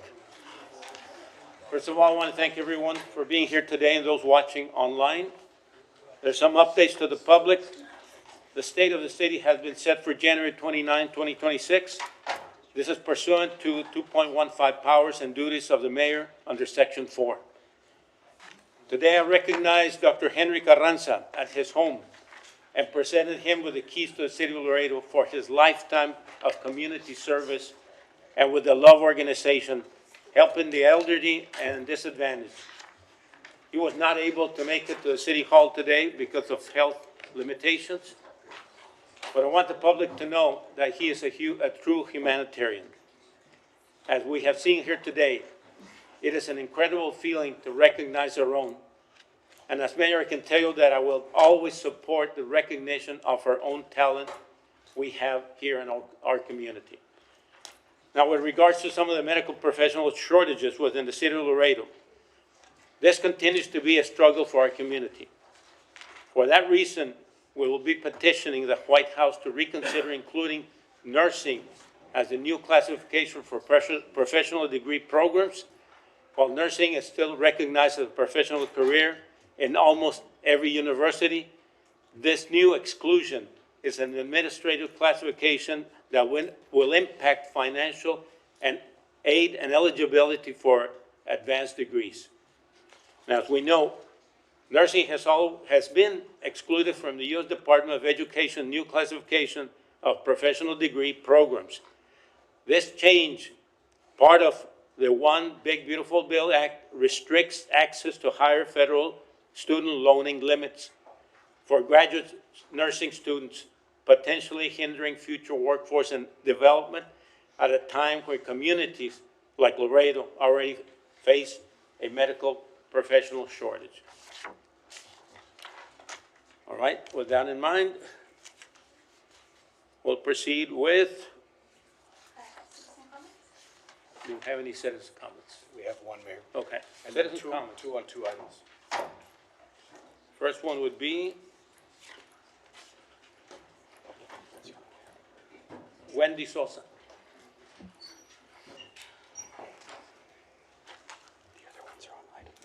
Yeah.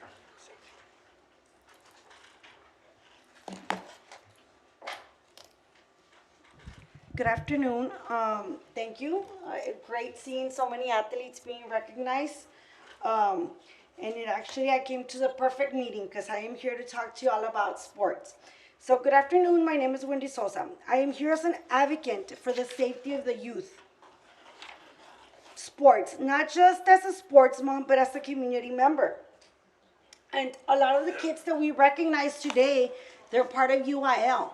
And they are in a safe environment where we have law enforcement, when we have both our exits, where everything is being followed and processed correctly. But what's happening in the city of Laredo is that we are doing a great job. Even me, I am an educator and I'm all about recognizing the youth with banquets, but we're missing a little detail that we have a lot of space for improvement. And I see a lot of recognized faces that I have a 20-year-old son that I've been in sports for 15 years. And in those local events, in those softball games, in those baseball games, the games are getting very heated. Not just baseball, basketball, flag football, soccer, and it's the young ones, not the high schoolers, because the high schools follow AUIL guidelines. It is the little ones, the 5-year-olds. So parents are getting upset. They're fighting with coaches and refs, and nothing is protecting them. I've been a volunteer where they're cussing me out. So I am asking the city to make a policy where it requires for these events, those are big gatherings, over 200 kids in there. We just had one at a private business. And no law enforcement, no security, little kids in a big fight like that, it's unsafe. It's unsafe to have the youth there, especially those warehouses that we have here in Laredo, that they're warehouses. They're not recreational centers like the Rec or the Boys and Girls Club. I got here at 5:15 and I noticed that we do a great job. We have both our exit doors. We have the sprinklers. We had officers escorting in and out. I feel like if I was in the campus when we're doing lunch duty, everything following process. But what's happening to those businesses that they're running without following the guidelines, without having a law enforcement? And then imagine in those warehouses, they only have one door. Where are those kids gonna get out? So we are doing a great job, and I thank you. I've been here as a parent, recognizing as a coach, also with Estrella del Deporte. The city's doing a fantastic job, but I do ask that, and I think that we have Mayor, space 3 for minutes are up. improvement. Thank you. Thank you very much. All right. Thank you. All right. No more citizen comments on the other ones on items. We can do the items also. Yes, go ahead. Yes, go ahead. Yeah, really quick, Ms. Sosa, thank you for bringing the issue up. I know the city had implemented, because we were also seeing stuff like that in city events, right? I know that they were implementing security for such tournaments and stuff. So maybe me and you can get together and I can set up an item to see and direct management to see where we can work that thing out if it's necessary and safe to the public also. So. Yes, thank you so much, and I'm here to bring up ideas.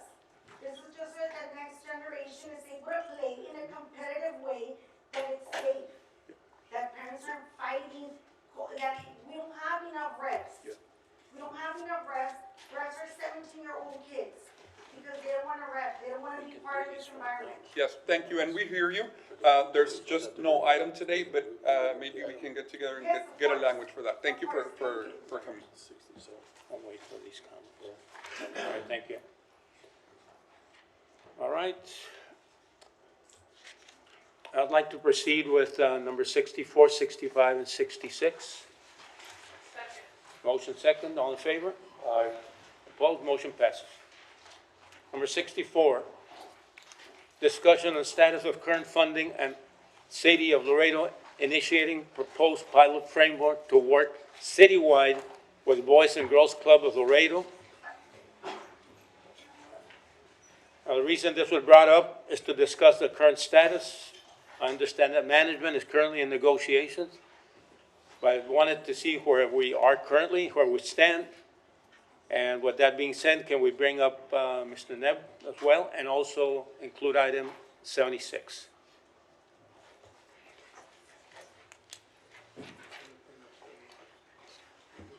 Point of order, Mayor. Yes. Are we gonna have a presentation? Can we watch the presentation at least, or? No, I think if we can hear from the Boys and Girls Club first, That's what I'm asking. Yeah, let's go Can we ahead see and the do presentation? I would appreciate that. Yeah. Good evening, Mayor. Thank you for calling this item. We have some of our athletes here, the young ladies from Blessed Sacrament. You want to say your name? Your name? Yes. Your name, your first name and last name, and what grade you're in. All right. Go. My name is Carla Morera and I'm in 6th grade. My name is Carolina Morera and I'm in 6th grade. My name is Elizabeth Pena and I'm in 5th grade. Very good, thank you. Welcome. So the reason we asked to bring this to before council was because we wanted to provide an update. And previously we had come before council to ask regarding a services contract. And we had discussed that the city manager's office had offered and had limitations for $150,000 per year. And I understand that this council had issued a directive to the city manager's office that they could negotiate above and beyond that. And unfortunately, we've been trying to negotiate, but the reason we're here is because we've further expanded our discussions regarding the possibility of a services contract with regard to individual city centers.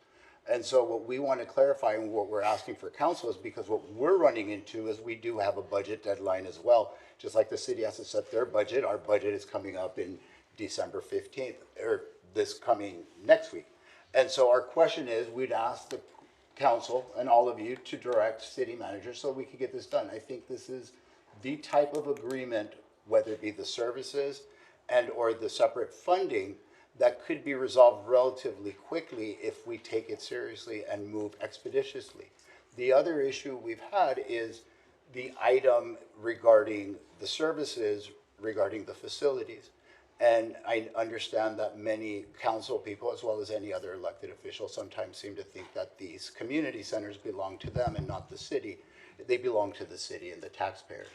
And so what we're asking for is if we can have some sort of consensus, because we've approached individual council people, for example, Mr. Councilman Gonzalez, who was extremely, and Councilman Rangel, that pointed us to El Eden Community Center. Councilwoman Cigarroa, who pointed us to, I guess, the Aranda Farias Community Center. And the whole point of trying to do that is working a pilot program that we can begin January 1 and show you all that we can improve the numbers that the city already provides and beat the numbers and do so and provide the services for our community. And like Councilman Garza says, we do more than sports, and the educational system is under attack. We provide music, we provide STEM, we provide advanced STEM with the astronauts program. We'd like to expand the sports to soccer, and we provide a safe haven for these kids. Every boy that played football that came up before you played for our leagues. And rather than take staff's recommendation that we cut our teams down so that we only have one team per school, one team playing flag football is never going to fully staff the Troutman Middle School football team. It's never going to fully staff Elias Herrera, much less San Agustin High School. And so what we do is these ladies will be coming before you probably in about 6 years when they do well in their high school program or in something other than sports. And so we're asking you all to please help us out and give some sort of guidance to the city managers what facilities we can work around with and work with in an expeditious manner. All right, thank you. Mayor, thank you for allowing us to be here in front of you. I'm C.Y. Benavides. I'm the current executive director of the Boys and Girls Club. And I don't have to sell this to you guys. You guys know what it means. You saw these kids. You talk, we have parents that care about what's happening. But more than anything else, we know that we can do a job that for some reason was changed 20 odd years ago in the development of rec centers versus boys clubs like you see in other parts of the state. And so the initiative by Boys and Girls Club of America is for us to change the way we do business. They want us to be self-sufficient. They want us to build an endowment fund that will independently cover the expenses of our future. And I've initiated that 8 weeks ago. And I'd be happy to say that we've raised $3.5 million with support of our president. I've had significant meetings with the county, and with several significant landowners here in Webb County. And I think our goals are realistic. And with that, it allows us to change and evolve what is the future of what should be the cornerstone of what we're doing affecting our kids. A recent study done by Boys and Girls Club of America in Texas shows that we're only affecting 1 out of 6 kids. So that means we're not doing our job. And I guess it's my fault because I've been on this board for 44 years. We thought, hey, Mr. Noyela's doing it all right, and not to knock Hector, but we missed an opportunity somewhere along the line. And places like Mission are just getting a $9.5 million facility starting next month.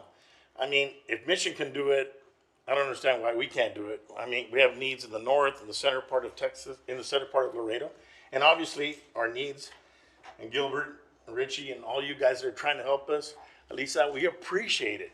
But literally, we can do more than 2 or 3 facilities and do it right. And it's something that you could respect and be proud of and participate, Vanessa. I know that it seems strange the way I present it, but it's something that's functional. And more than anything else, the people that we're going to affect are these kids. Another initiative by Boys and Girls Club of America is that we start addressing teens. So currently, we only do preteen, 13 and under, right? But now they're saying we're losing our kids. We cannot lose our kids from 14 to 19. We want you all to do something about it. And I'm prepared to do that. I'm not willing to leave this position till I see that endowment, till I see this evolution. And working with you guys, we can make a difference like you've never seen before. We have some of our staff here. They have done so much in the last 8 weeks. I'd be happy to tell you that we are happier and doing the job that we can do because we know how to do it. We've been around it a long time, and we got such a great board that is invigorated to make a commitment to this community. And working with Joe and everybody and his staff, Mayor, I appreciate you give us this opportunity. I guarantee you, if you give me a chance, I will impress you.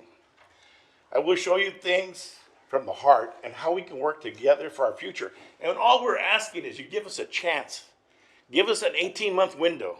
Let us try to put this out in front of you guys and see if it can't be something that really makes sense for this community. Thank you, guys. Thank you.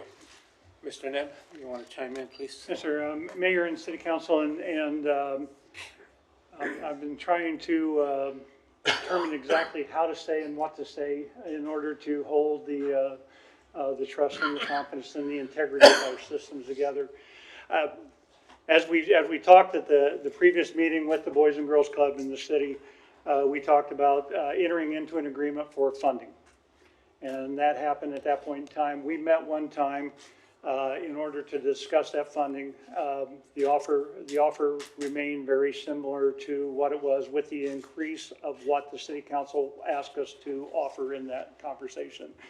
During that first negotiation meeting, we set up Mr. Valdez as our city lead, and Mr. Tejas was actually the organization's lead of that conversation.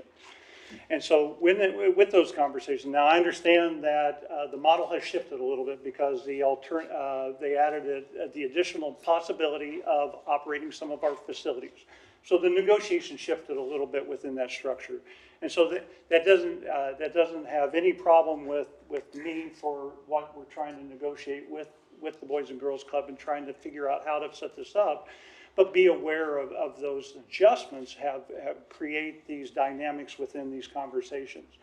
And so I do know that members of the group have reached out individually to the council members. I just want to make sure that I caution everybody that that under our charter, that the proper authority, once that directive is given, it needs to come through the city manager for the administrative operations and the negotiations on behalf of that. Keeps us within the local government code, within our open meetings rules and everything else. So that negotiation has to come back to us.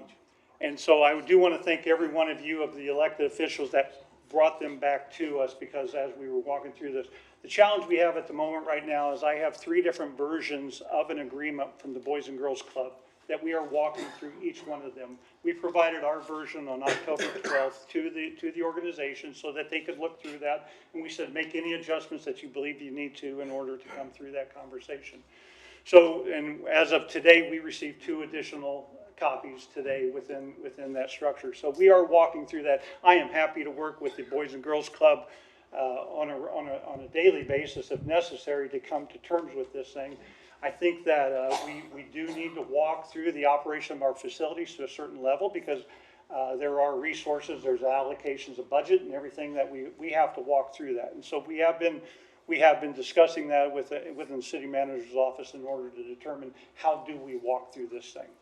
And but I want to leave it at that because again, I do not believe in a public forum is the right place to negotiate any kind of agreement or anything. We support the Boys and Girls Club, and I said that in the last meeting as well too. I believe that there are ways to make it improve, and actually our offer to them was to improve within that relationship, just like what these gentlemen are talking about as well too. But that's the end of my presentation for that. I'm happy to answer any other questions as long as it doesn't conflict with the responsibilities within this negotiation. Mayor, if I may. Go ahead. Thank you for your presentation, and just for the record, we do support the Boys and Girls Club. We've always supported with third-party funding. We did talk about the funding agreement and having those conversations that have been ongoing with management. This is the first time that our facilities kind of have been asked for in this kind of way, that they be taken over or have this program. So in all fairness, that piece of the conversation did enter, and I think the key word here is agreement, right? You have requests, and we also have concerns. Mr. Benavides, we did speak today, yes. And it's not that I believe that the rec center is mine. It is because my specific concerns were what's going to happen to the seniors, what's going to happen to the adults that use the rec centers, because our rec centers are open to the general public. You know, my Fasken Rec Center is open from 8 to 10 p.m. 5 days a week. We have adults that go there in the Mines Road. We don't have any gyms. We don't have Mines Road has always been very underserved. This is a community center that a lot of people use. We have about 50 seniors that attend there every day from 8 to now we've expanded it past noon.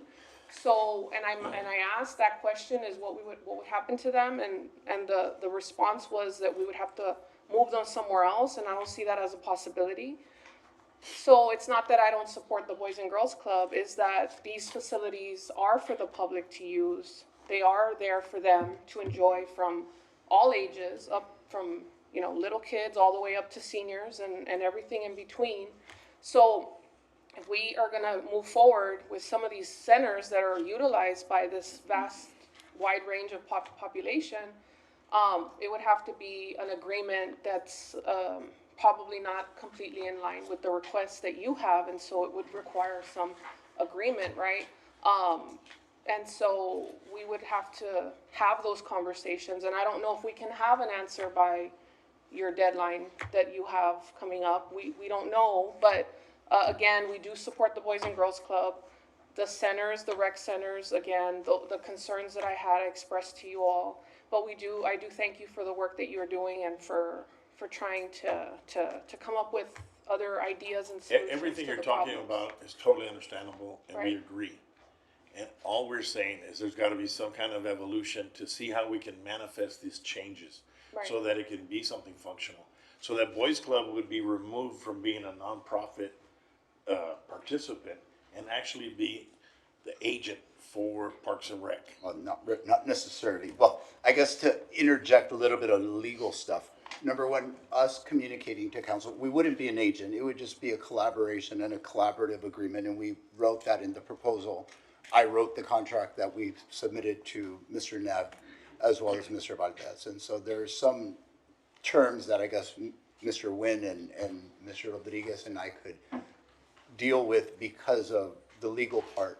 And I do want to clarify something. Us reaching out to you all as councilmen and councilwomen individually does not violate the Open Meetings Act at all. I can, as a citizen, I can approach each and every one of you individually, as long as I don't speak to you as a group or in a group text without hitting a magic number. And we also have numerous other board members like Emmanuel Guajardo, who's here, David Odier, who's here, Priscilla Garcia, who's here. They are members of our board, and they will reach out to you because for too long, the members of our board have not taken the political action and put pressure on you all, not just you all individually, you all as council, that we do have a voice. And we've reached out, just like I've reached out to almost all of you individually. I reached out to Chief Rodriguez. And he agrees with us that we should expand to 18 and include teens because that helps cut crime. He can answer those questions very directly. I agree with you as far as there's ways to work it out. And that's something we can negotiate and deal with Parks and Rec, who have the specific expertise and know how the services are actually done. Like, for example, in your precinct, you have two sites. You have the senior side as we have the regular Faskin side. And there's stuff that we can work around. And so there are budget areas, and the reason I'm trying to bring up the specific sites is your precinct specifically is extremely underserved. It really is. And that would be the idea of more bang for the buck. And so Mayor, that's why. I just want to correct you, just for the record, it's one site. It's only one site, the senior center is connected, it's one facility, the seniors utilize, they have their piece of that facility. So Okay, I'm just going off of the budget, and so that's. It's one location, and so, and then when I had asked about staffing, the concern was that some of the staff members would have to be displaced, which I was not happy about because I feel that the Faskin Rec staff has done an amazing job over the years interacting with the people. They know the people there. They've put a lot of work into programs. Every event that we hold there, that they hold there, they've done a great job. So when you all are talking about the need and stuff like that, I don't really see this center as being underutilized. And I do agree with the age expansion, and I do believe that keeping our youth off the street is extremely beneficial. However, like I said, the age range, those kids, they can come in and play basketball at the rec now. They can come in and work out in our facilities now. Like, that facility is open to them. If you have expertise in your programming and you can incorporate that and help us do a better job in those areas, I think we can agree that maybe we would benefit from that. But when it comes to giving the keys over and letting you all run the facility, I have concerns with doing that, especially just because of the things that I mentioned earlier. Mr. Nguyen, you had a comment, please? Yes, if I may, this is an appropriate form. However, our ethics code does prohibit individual contacts during contract negotiations. That's what we prohibit with the unions during CBA negotiations, same with this. So we would not allow you to contact individual council members while we're in the middle of negotiations. So this is an appropriate forum when you're speaking to all of them in the public forum, but that would be a violation of our ethics code, just a clarification. All right. Mayor, Go ahead. So I have not been contacted about this item, and so I feel at a disadvantage for the information, but I also am extremely uncomfortable discussing this contract issue, although I suppose Mr. Nguyen is saying that this would be the appropriate venue. But it just seems as if discussing these contract negotiations here in this very public forum, when we have directed our city management to negotiate. And, you know, I agree with Councilmember Perez about the difficulty in each site having very specific programming. This is the first that I've heard that the Boys and Girls Club wanted to take over. I'm not sure I understand, but I think that it is more appropriate for this to be discussed because management has been giving the directive. We all support the Boys and Girls Clubs. They do amazing work. But it isn't what I understand to be an independent nonprofit. It has a wonderful programming and activity in life. I remember taking my kids through the sports leagues there and enjoying the facilities and the excitement of these kids and understanding that some kids use these facilities more frequently for after-school care. It's a whole big program. So changes to your model and changes to what the city of Laredo provides in its rec centers, I really feel need to go through, not us, because we don't have the capacity to know how all of the rec centers function in all parts of the city, but through management and with discussions with the Parks and Rec department, because that is where the expertise that you are looking for lies. So there's a reason, Joey and I felt like we needed to communicate with you all, is you all represent the community. Staff represents you guys. Staff represents the structure of how things work. And so sometimes, like in the original, a question for funding, you know, if we just sat back and let staff come up with that, well, we would get $150,000. When the reality is we need over $1 million. And communities smaller than ours are doing this to Boys and Girls Clubs around the state, around the nation for that matter. And we're totally underserved as a boys club for the size of our community. In a perfect world, we should have 6 to 8 Boys and Girls Clubs and a budget of probably about $15 or $20 million a year. But the reality is not that case because this community decided to go the rec center route. And I understand what Ms. Pettis is saying, and I appreciate where she's coming from on how the position is with where it comes to the seniors and other people that may be displaced. But the key and success to Boys and Girls Clubs is because we service an environment where it's only the preteens by themselves, no teen interaction, so there is not that influence, that change. And where you guys are and what you guys, you know, I'm not gonna say fail, but what doesn't work is that you open an environment where you could have teens, preteens, and adults in the same venue, and that has been proven to be not safe, not functional.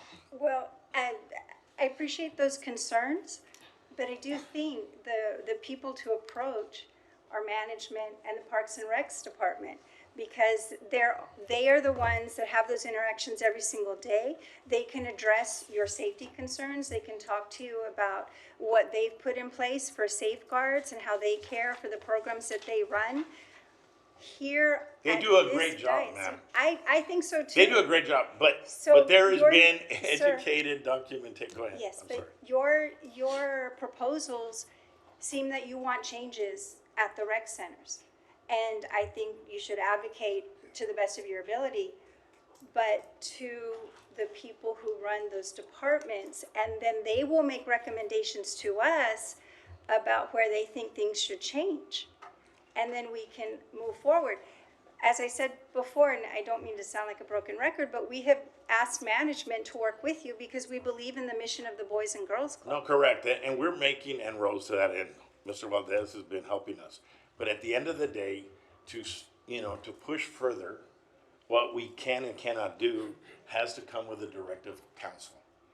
And that's why we're talking to you guys here, because I agree with the council that our limitations under this negotiation should not be communicating with you all, but communicating with staff.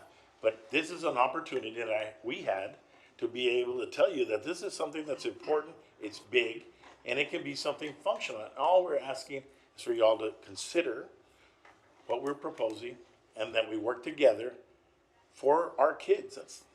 I think we completely agree, and I think the next steps were for those proposals to be packaged by management and through our Parks and Rec, and then they will come back up and we will see what you're proposing, the alternatives that align with the goals of the city and the city rec centers, and then we can act. Yes, ma'am.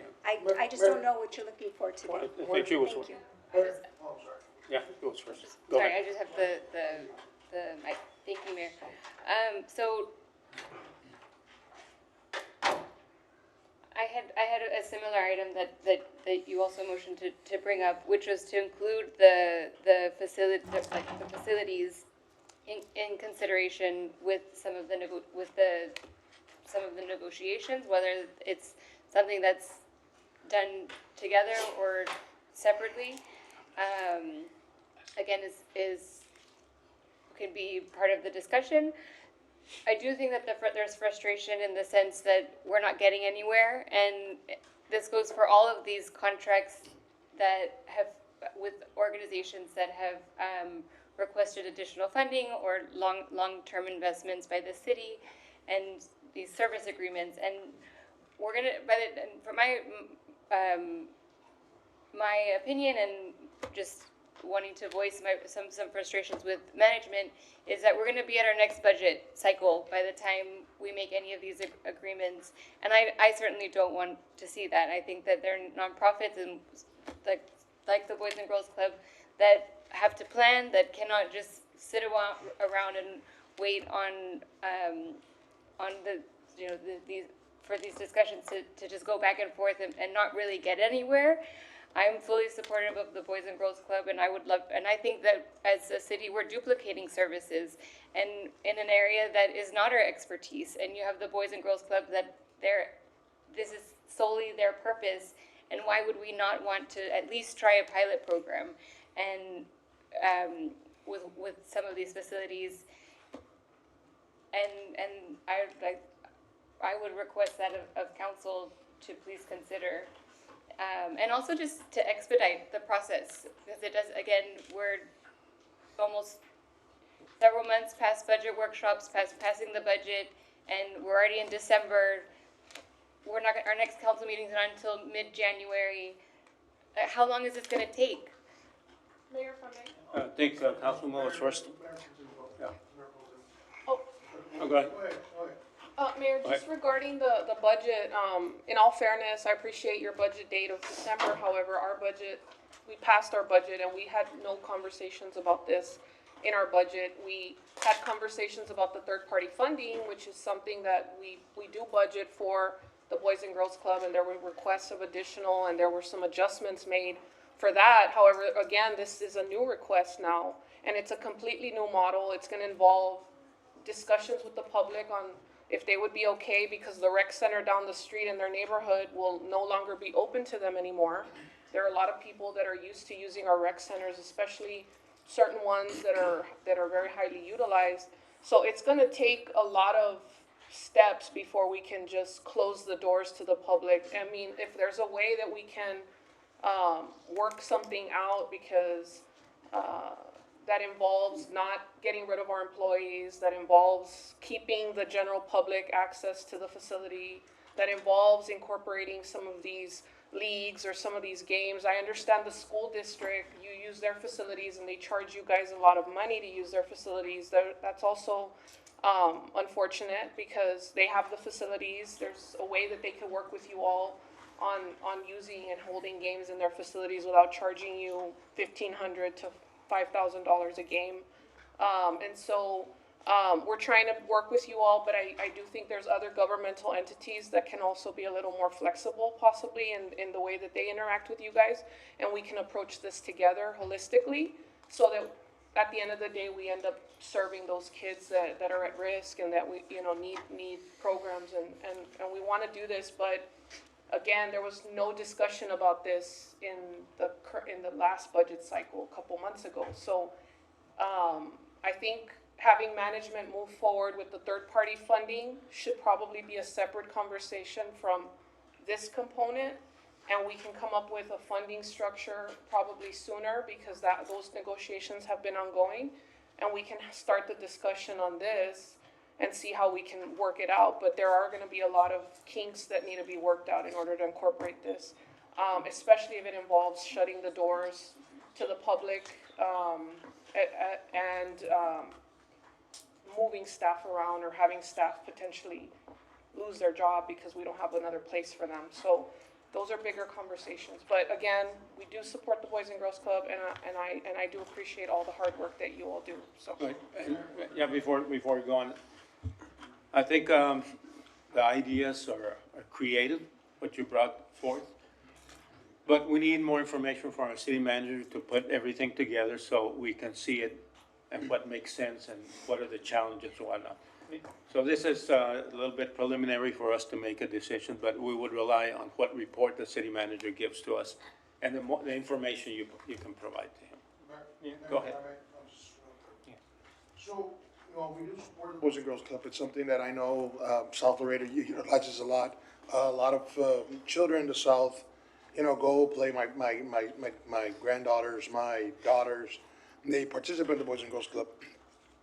But what I want to, let me address management. I would just want to know, do we have something ready for today? Are you ready for presenters? Even if we go to, I know it's negotiation, we gotta go back to the executive session, just wanna know, if you have something ready for us? Or has it been there for a while? How long has it been? Because I know they have a budget, I understand that we have our budget, we closed our budget. But at the same time, we also wanna make sure that we wanna come in and help them as much as we can. Because it's all in the youth. Now, closing down, facilities,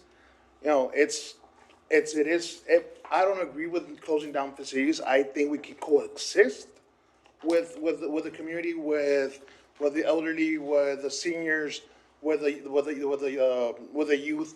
But we gotta find a way. But if we're gonna prolong, like Councilwoman, Cigarroa said, that we're ready and we haven't had this opportunity, our youth has been sitting on the table and we haven't been, because I understand we have a lot of projects. There's a lot of projects. We have calls. We give you calls all the time. But management needs to start getting the ball rolling and saying, hey, we're ready for the presentation, we're ready to finish with these negotiations, because we're standing behind. And it looks like right now, it doesn't feel like we're ready to go. We don't know what the budget is. And it's just, for me, it's just a little frustrating. I agree with Councilwoman Cigarroa. It's just, I want efficiency a little bit faster, more. I've always said this, that I'm the type of person that if I start something, I want to finish it as soon as possible. I don't want to be holding up for months, 2 months, 3 months. I think we have enough staff. I think we have the professionalism, and they know what they're doing to get the job done or to make negotiations. That's all I have to say. Mr. Valdez, did you have a comment? Yes, Mayor, thank you. I appreciate the opportunity. I'm gonna age myself because I know Mr. Diaz mentioned right now that it was even recommended to do one team per school. I was just saying, when I was young, it was one team per school. Now I think it's 3 or 4 per grade level, which is fine. More kids are active, that's all great. Management, I can tell you, from Mr. Nebb's perspective, from Steve and Ramon and myself, we support the Boys Club. I was never a member, but I did play in their leagues and their basketball leagues when I was young, through our school. Having said that, in the meeting where Councilmember Cigarroa was, they brought up the issue of maybe taking over one of the rec centers, and she said, you know what, maybe we can work with Farias. And we said, okay, we'll look at it. So we have been talking of that. But that was separate and apart from the budget. And on his own, Mr. Nebb, when the budget was coming around, before we even spoke, or they came to council and asked for more money, he proposed, I think they were getting $50,000 a year. Mr. Nebb came up and said, you know what, let's make sure we can help them a little bit more, which is not everything that they need, but it's more than they've been getting for the last 10, 20 years, whatever it was. And so he offered 150. They wanted, I think, 350 at the time. And so I think council settled on negotiate 100,000, which is what we've been trying to do. They've received a proposal from the city, everything ready to go, if they agree. Just talking about the funding, over a month and a half ago. And so they came back with a counter recently, and we've been looking at it. It's not everything that they want. Well, I mean, their counter's what they want. And I don't want to go into all the details, but so we're at that point right now. We've talked about the rec center. I think there's an opportunity maybe to look at one, see how we can do programming and helping them, and they can help us. So we're looking at all that. But I would say that as far as the funding to get going, we've provided a proposal to them. It's a matter of them saying yes.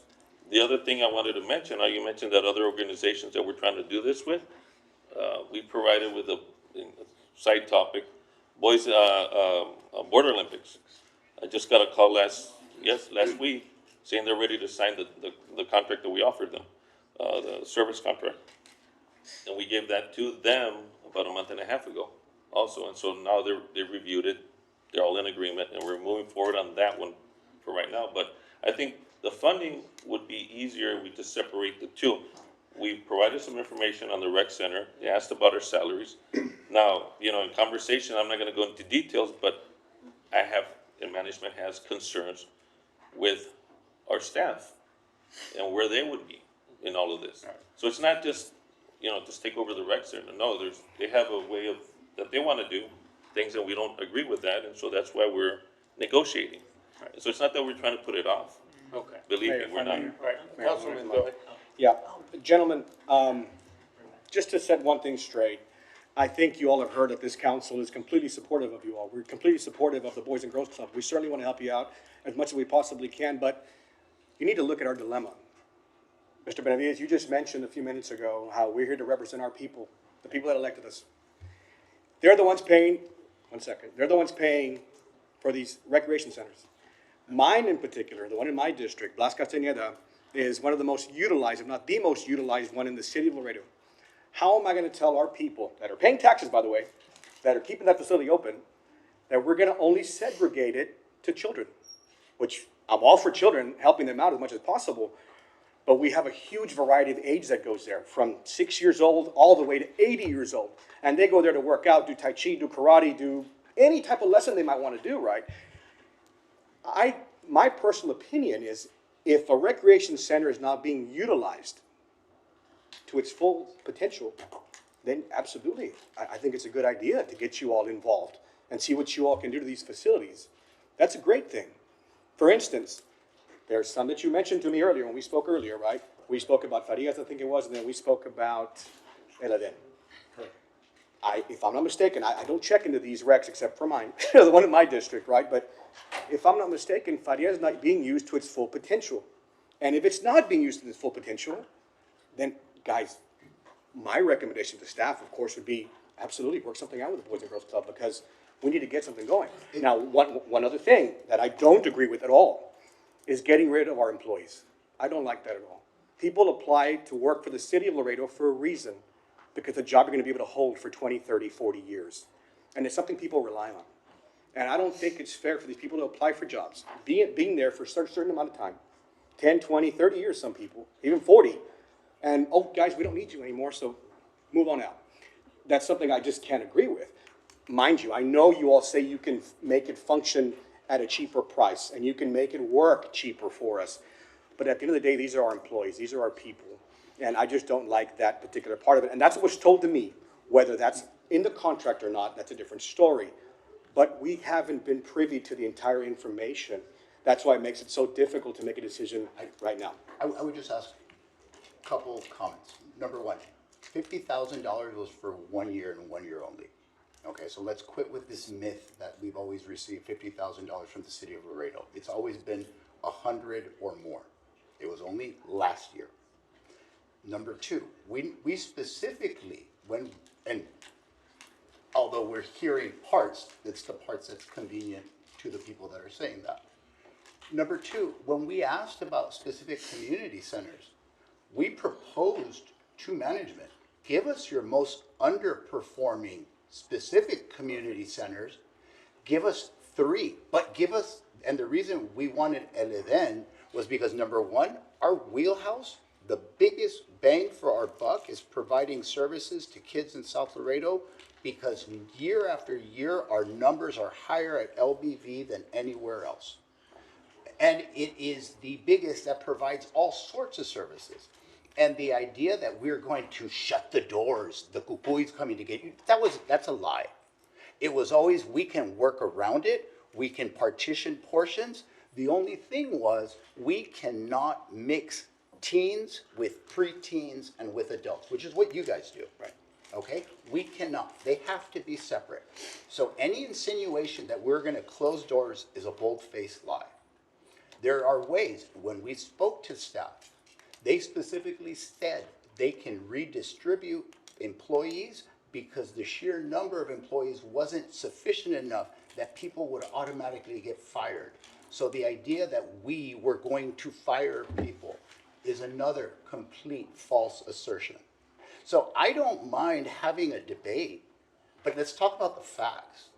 Right. And I'm all for being, we can disagree without being disagreeable. Sure. And so I have zero problems talking with staff, but when certain things are misperpetuated and mischaracterized, like at some point, it's just asking you all can issue a directive like, and I agree with Mr. Valdez, the issue with the service funding, the 150 to 350, that should have been resolved before. And when we came to the came to you all, it should have just been done within a week. It could have been done within a week. It hasn't been done.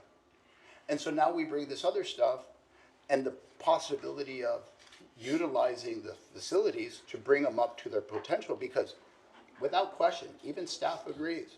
We provide services to minors, to kids below the age of 18 better than the city does, undisputed. Right. And the reason we beat that is because we have two facilities within 200 feet of each other, and we destroy you all in numbers, dollar for dollar, apples to apples, oranges to oranges. And were we to give better, and by the way, that facility that you have is way better than the one we have. And if we're able to get a good facility, and we never talked about Hillside because that is one of the most utilized ones. Right. We never even talked, we joked about, hey, give us Haynes, but Haynes, that's where all your seniors really go to. The advantage of the seniors, though, is they're mobile. Adults are mobile. They have vehicles. They can drive. Our biggest holdback is kids and preteens and teens are limited to what's their walking distance. And so that's why. So the reality is we offered, give us your worst ones. Give us your lowest. And gentlemen, just two more questions for you all. One, expanding into soccer? Yes. Would I hear that correct? Yes, we're expanding the soccer. And I don't mean to be rude by any means at all. How are you all wanting to expand when you don't have the monies to even keep the facility going now? Well, actually, that's going to be completely funded through through our benefactors that are going to pay for it in a partnership with the Laredo Heat. Any and all services that we are expanding into, okay, the funding that we have for the teen night program is funded by yours truly. Okay. Okay? Thank you. The soccer program is going to be a collaboration with the Laredo Heat. So all services we've done, we've found independent, adequate funding for it. And we've worked tirelessly to do so. But the thing is, what we're showing is, what we want to show you is we want to expand to teens, because that is the undisputed, most underserved youth age group in this community. They're the ones that are more prone, whether it be us or the school districts, the city or the county, once they go to middle school, we lose them. Right. We really lose them for about 2 to 3 years. And the tough ones, the ones that have good support structure, good influences at the schools, they're the ones that make it. How many people that you went to middle school with never made it out? Good kids, good family. Absolutely. That's what we're trying to say. Gentlemen, and for this fiscal year, your all's year that you start December 15th, I think it was the date? Our that you all budget, gave us? our Your annual budget. meeting for our budget, we need Right. to set it. You're needing how much money to make? Well, we're it asking, work? Are you down $1 million? Are you down No, $2 million? not at all. Actually, what we're asking for is just direct. I'm not trying to negotiate numbers with the staff. Like, I mean, we had asked the council to approve or give permission to city council or to management to go up to $350,000. And when they were offering $150, the thing is, when you negotiate with somebody in good faith and come to you all, and you guys say go above. May I step in? Go ahead. Please? All right, thank you. Let me bring this all the way around as well too. The directive from the council was 150 plus another $100,000. That was the number we were using, the $250,000. So if we talk about the truth and honesty and everything else, that was the number that was in the agreement as well too. So we were working on 250,000. The request came back across with 350. Let me put this kind of into it. So when we approved our balanced budget, adjustments were made to the third-party funding. We had to make everything fit within our balanced budget structure. Of that, we had the conversation on the Boys and Girls Club. Just so you know, we left the $50,000 in the third-party funding just in case something like this happens within the structure. And so we ended up starting to negotiate. In fact, I had Mr. Tejas and I had conversations prior to the budget passing where I said we wanted to provide $150,000. And let's do that. They brought up the idea of running some of the rec centers at that point in time. And I said, can we keep those two things separate? Because that's a larger issue to walk through that. And that was my recommendation to the Boys and Girls Club is let's establish the funding source and then let's go that way. Then, of course, we went into the budget conversation. Then, of course, we had a lot of different conversations between a lot of different individuals and that keep changing the conversations within the negotiation and the agreements and everything else. It makes it very difficult to keep track of who I'm supposed to follow as well within that structure for that. So we have the ability. Now, with regards to the contracts, and there's like 6 contracts out there of individuals that were impacted by the third-party funding adjustments. They all these 6 people that we are talking with, they are asking for additional funding from the city. What I have told at least some of you is that those funds would not be available till after October 1st because it's going to be the surplus savings from salaries and areas within our budget in order to help fund these.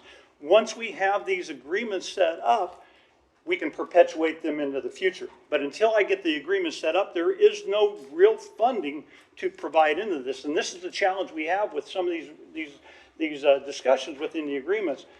We have limited funds in order to dedicate to all of the great needs in the city, and I want to get there. But Mayor, I think with this item, I go into what the Boys and Girls Club is asking as well too, is that again, we have been given the directive to negotiate in the $250,000.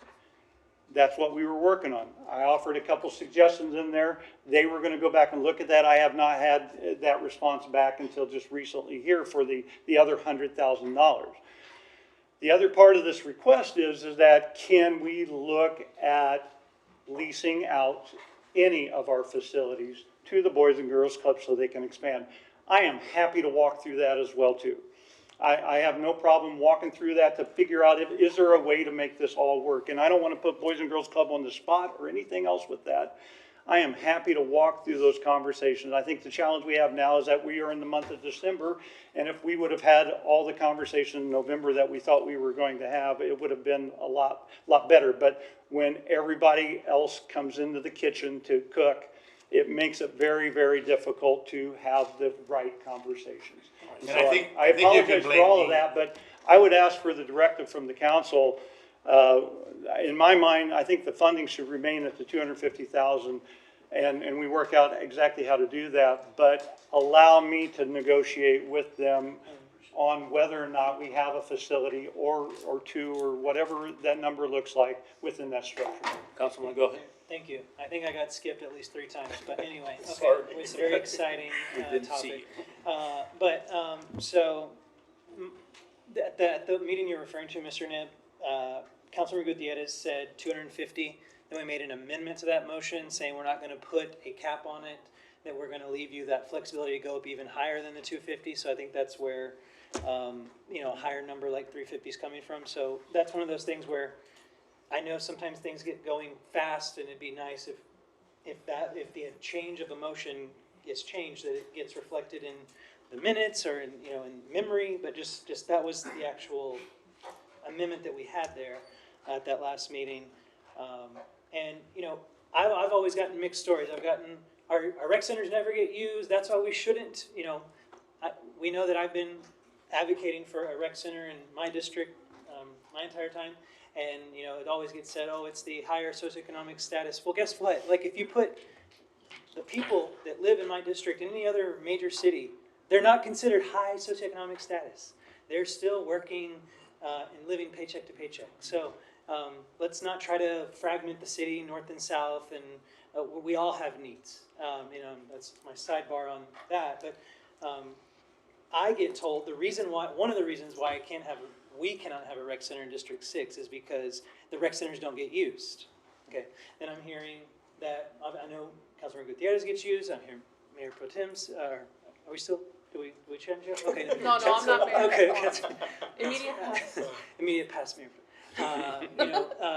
Hers gets used, but we have an indoor recreation feasibility study that has been funded by our capital improvement plan that has not gotten out the door yet. That needs to get done as soon as possible so that we can actually see, and we don't need that for you guys just to show us a slide that shows the utilization, so that we can say, okay, which ones actually are getting used, because it'd be nice to see the numbers and not just kind of hearing these both sides. So I do think we can walk and chew gum at the same time.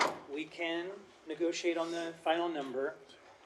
Shouldn't have taken this long to get to that final number, but we can have 2 negotiations going at the same time. We can have the negotiation on the number, and we can also. The thing is, we didn't give you that directive last time. To be fair to management, like the directive was regarding financial commitment. So and I appreciate mayors agenda item today where he's proposing, this pilot framework. Keyword there is pilot. Okay, pilot meaning just one or two or three, options. So, and I appreciate the request from City Manager. I think we should move forward with that. But I also would make a motion that my motion is that we either, however management feels comfortable, either expanding the scope of the current negotiation or start a separate negotiation for looking at the possibility of utilizing some of our underused rec centers, because I know as we are not getting the most bang for our buck for our infrastructure that we have in place. Maybe a couple rec centers are getting used properly, but we know a lot of them are not. So my motion is that we go with the mayor's, the language of his item, that we add negotiations directive to management to start discussing this pilot framework for the least utilized rec centers in the city. Second for discussion. Motion, second for discussion. Mayor, if I may? Oh, we have a second here. Well, I'm next, Mayor. I just seconded. Yeah, second for discussion. I won't be. So, while I agree with Dr. King's direction for the negotiations to continue and perhaps opening up this different scope, I was under the impression that all of the discussions were taking place. It seems as if Mr. Nebb was saying that the funding was one issue and then this new service model might be another. So I hope we can take this opportunity to, open up the discussions. It will require negotiation with our Parks and Recs department. I think several on council have had concern about preserving what the successful programs that we do provide, allowing those to continue while finding a way also to help the Boys and Girls Club in their programming. I think one of my questions that I hope will be answered during these negotiations is the financial structure of the Boys and Girls Club and how, if that is going to be preserved or if the city is looking to absorb this programming, because We're not interested. nationally, on the national scale, Boys and Girls Club is its own nonprofit. That's correct. And they run their own programming. So Everything that's been it's- happening is my fault because I've been here now, this is going on 9 weeks. But the directive of Boys and Girls Club of America is that we cannot be without a head, a CEO, for any amount of time. It Well, then I would requires us- suggest, Mr. Benavides, Yes. that this nonprofit take care of what you need to do in order to enter into these negotiations with the city in good faith. So I think everybody here is agreeing that we do want to come to some agreement Yeah, and we but are. it needs to make And we're not sense looking to change your budget. to preserve what the city's functions are currently and how we can best support the programming that services many of our residents here. 100%. So that, All right. I will lend my All support right, to that, Councilwoman, go ahead. a motion. So I just wanna kind of bring up that's kind of the issue that we have when we have these public discussions on contract negotiations and we start setting amounts. Because once you put a number up there and you say up to this amount, the assumption is that's how much we're gonna get. And that's the struggle we've had. We had it when we were talking about the Plaza Theater. How much money do we want to dedicate? And then we said, well, then everybody's going to bid that amount. So those are things, and that's part of the reason why council has discussions in executive session. And that's part of the reason why we don't really like to put numbers on things, because it always goes into a negotiation as, well, they said this amount. That's why the amount was, okay, up to 250, and then see if there's an additional need, and then somehow the number got to 350. So, that doesn't mean that it has to be that amount. So that's where I think there's a little bit of, it's not that we don't want to support that amount. It's just there's all these other factors that go into it. Our CDBG funding, we cut it. We've been having to cut back as well.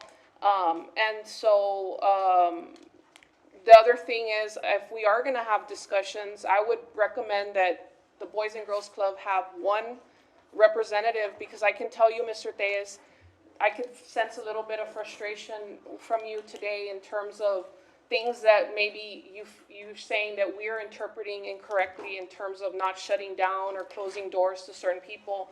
However, I would like to say that I had asked specific questions, and the answers that were given to me today were not in line with what you just said today. So there is some confusion in terms of, you know, I asked what's going to happen to the seniors, and the answer I got was, well, they're going to have to go somewhere else. And that, for me, I understand they're mobile, but I live in the Mines Road. There's only one facility, and for them to drive on the Mines Road all the way to Haynes or somewhere else, I mean, they're low on gas, they're on fixed incomes. It's hard for them sometimes to drive that distance. So when we talk about the different sectors in the city, when I'm talking about Mines Road, I do advocate, because we're so far out, we deal with all the industrial traffic, it's hard to drive. Some of them are scared to drive around all those 18-wheelers.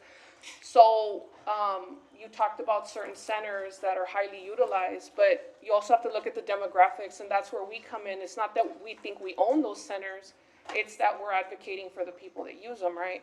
And so I just think it would be good to have one point of contact for the Boys and Girls Club, or maybe two, but on the same page, because there's a disconnect between some of the things that are being said from you, Mr. Tejas, and some of the things that I heard earlier. So with all due respect, I could understand where maybe the messaging is getting conflated, right? It depends on who's calling, and then if you have another board member calling, or if you have someone else calling, it starts to get really, really muddy. So my suggestion is, you know, 2 people from the city, 2 people from the Boys and Girls Club. You guys work it out, and then document all the discussions and all the terms, so that we have the whole picture, and it's not, you know, there's no confusion on what exactly it is, and then we can decide as a council on what we're comfortable with, as far as, but again, it is gonna take some discussions with the community if we are going to modify their access in any way. So just Ms. please Pettis, I understand. just wanted to comment that I totally understand and respect what you guys are trying to do and the amounts of $350, and with all due respect, $350 doesn't even cut it, doesn't even come close. Every single border town in this state of Texas generates at least $1 million from the city council to a boys club in every border city in this state of Texas. And you guys don't help us with that. And I'm not coming to you here with my hat in my hand just by myself. I'm telling you that I'm actively looking to make us self-sufficient, to be an evolution so we can do something better for our community. And I'm not just coming to you guys. I've asked $6 million from Webb County that I expect action on by the first of the year. I've asked Cliff Killam for $30 million. I asked William Harrison to help us. So I'm not just coming to you guys and beating up on you. I'm telling you that we have real needs, things that should have been done 10, 20 years ago, never done. And now, as that representative and working with Mr. Tejas, we want more. Our community, our kids' community needs more. And you all have the resource and the project. You have the money. See, we're not looking to change budgets. You got the money and you got the locations. And you know we do a good job. And we want to not only take care of our preteens, but we want to pick up our teens. It's as simple as that. And I guarantee you, we'll make you proud in what we'll do. All right, I'm just gonna close it out with that. Sorry. Everybody already got their 2 cents worth. Well, the only thing I can come up with is that I am in agreement with everybody up here, but I think everybody can see that this is an unfinished product. This is a good moment to advocate, as I've been doing since I've gotten here, that we need to have separate meetings for this type of thing.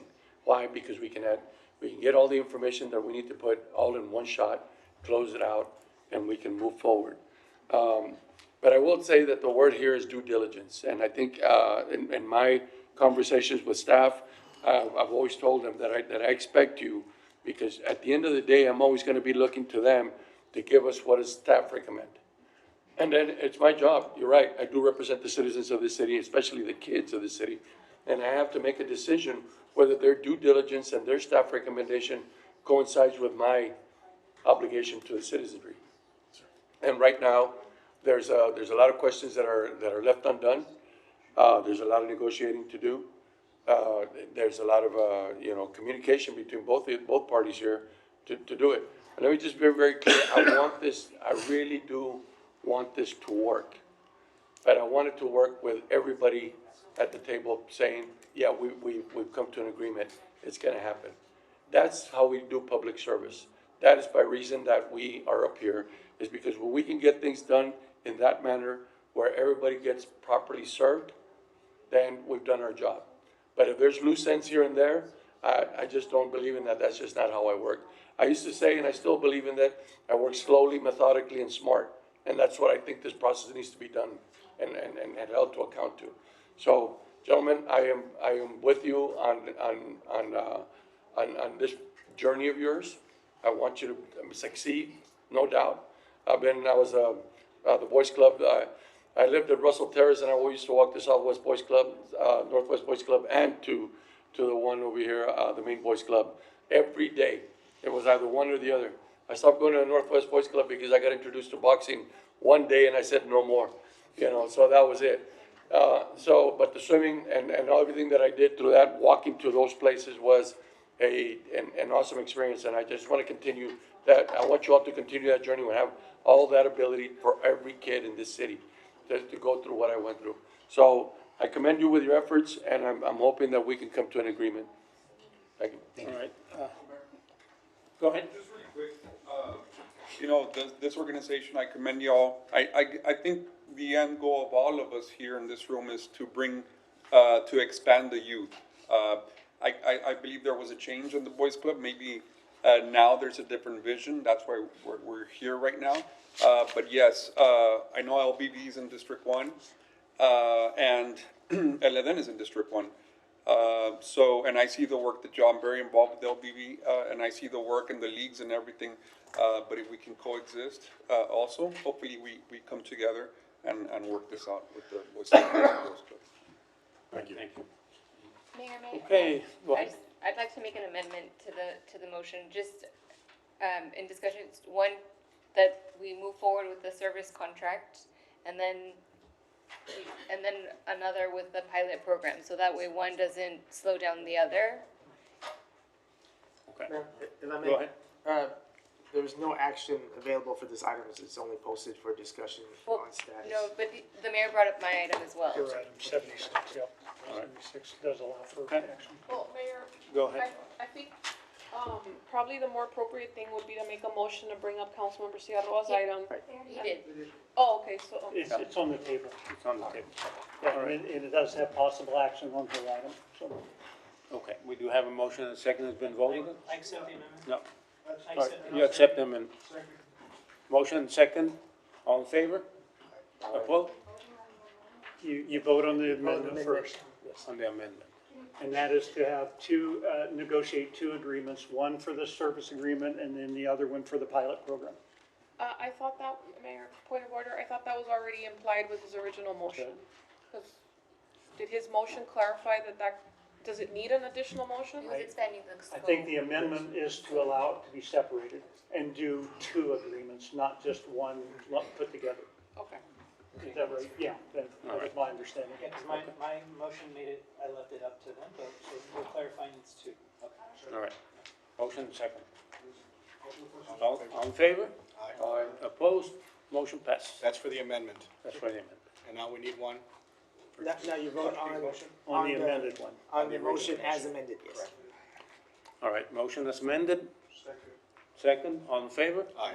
Opposed? Motion passes. All right? Okay. Thank you very Thank you much. for your time. Thank you. Thank you. Apologize for going over. right. If I don't City see you, all Council. have a Merry Christmas. We will reach out and try to meet even as early as before the end of this week. Thank you, sir. Yep. Appreciate it. Thank you, guys. Thank you, guys. Appreciate it, sir. All right, thank you.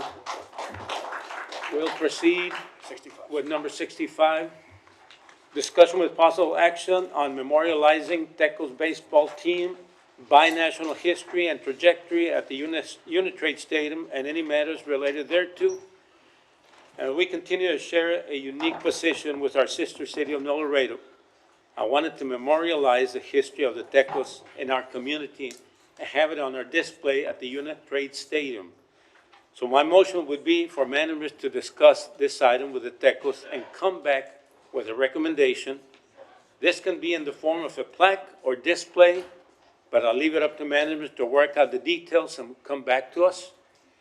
With regards to the payment, there are some interested private donors that would be willing to cooperate with this payment. So Second that motion. That is a motion. Discussion, yes, sir. Second for discussion. Mayor, the concern well, I appreciate the item, Mayor, I just think that in the end, the council should probably be the one making the decision, just for it to get presented to us, and then we can make that final decision on what exactly it should be. Is that your amendment to the motion? Well, does it need its own? If you want to change it, because his motion is just to direct staff to come up with something to bring back. But then to bring back to us, right? All right. Okay, so that is the motion. Motion second. sir. Second, all in favor? Aye. Opposed, motion passes.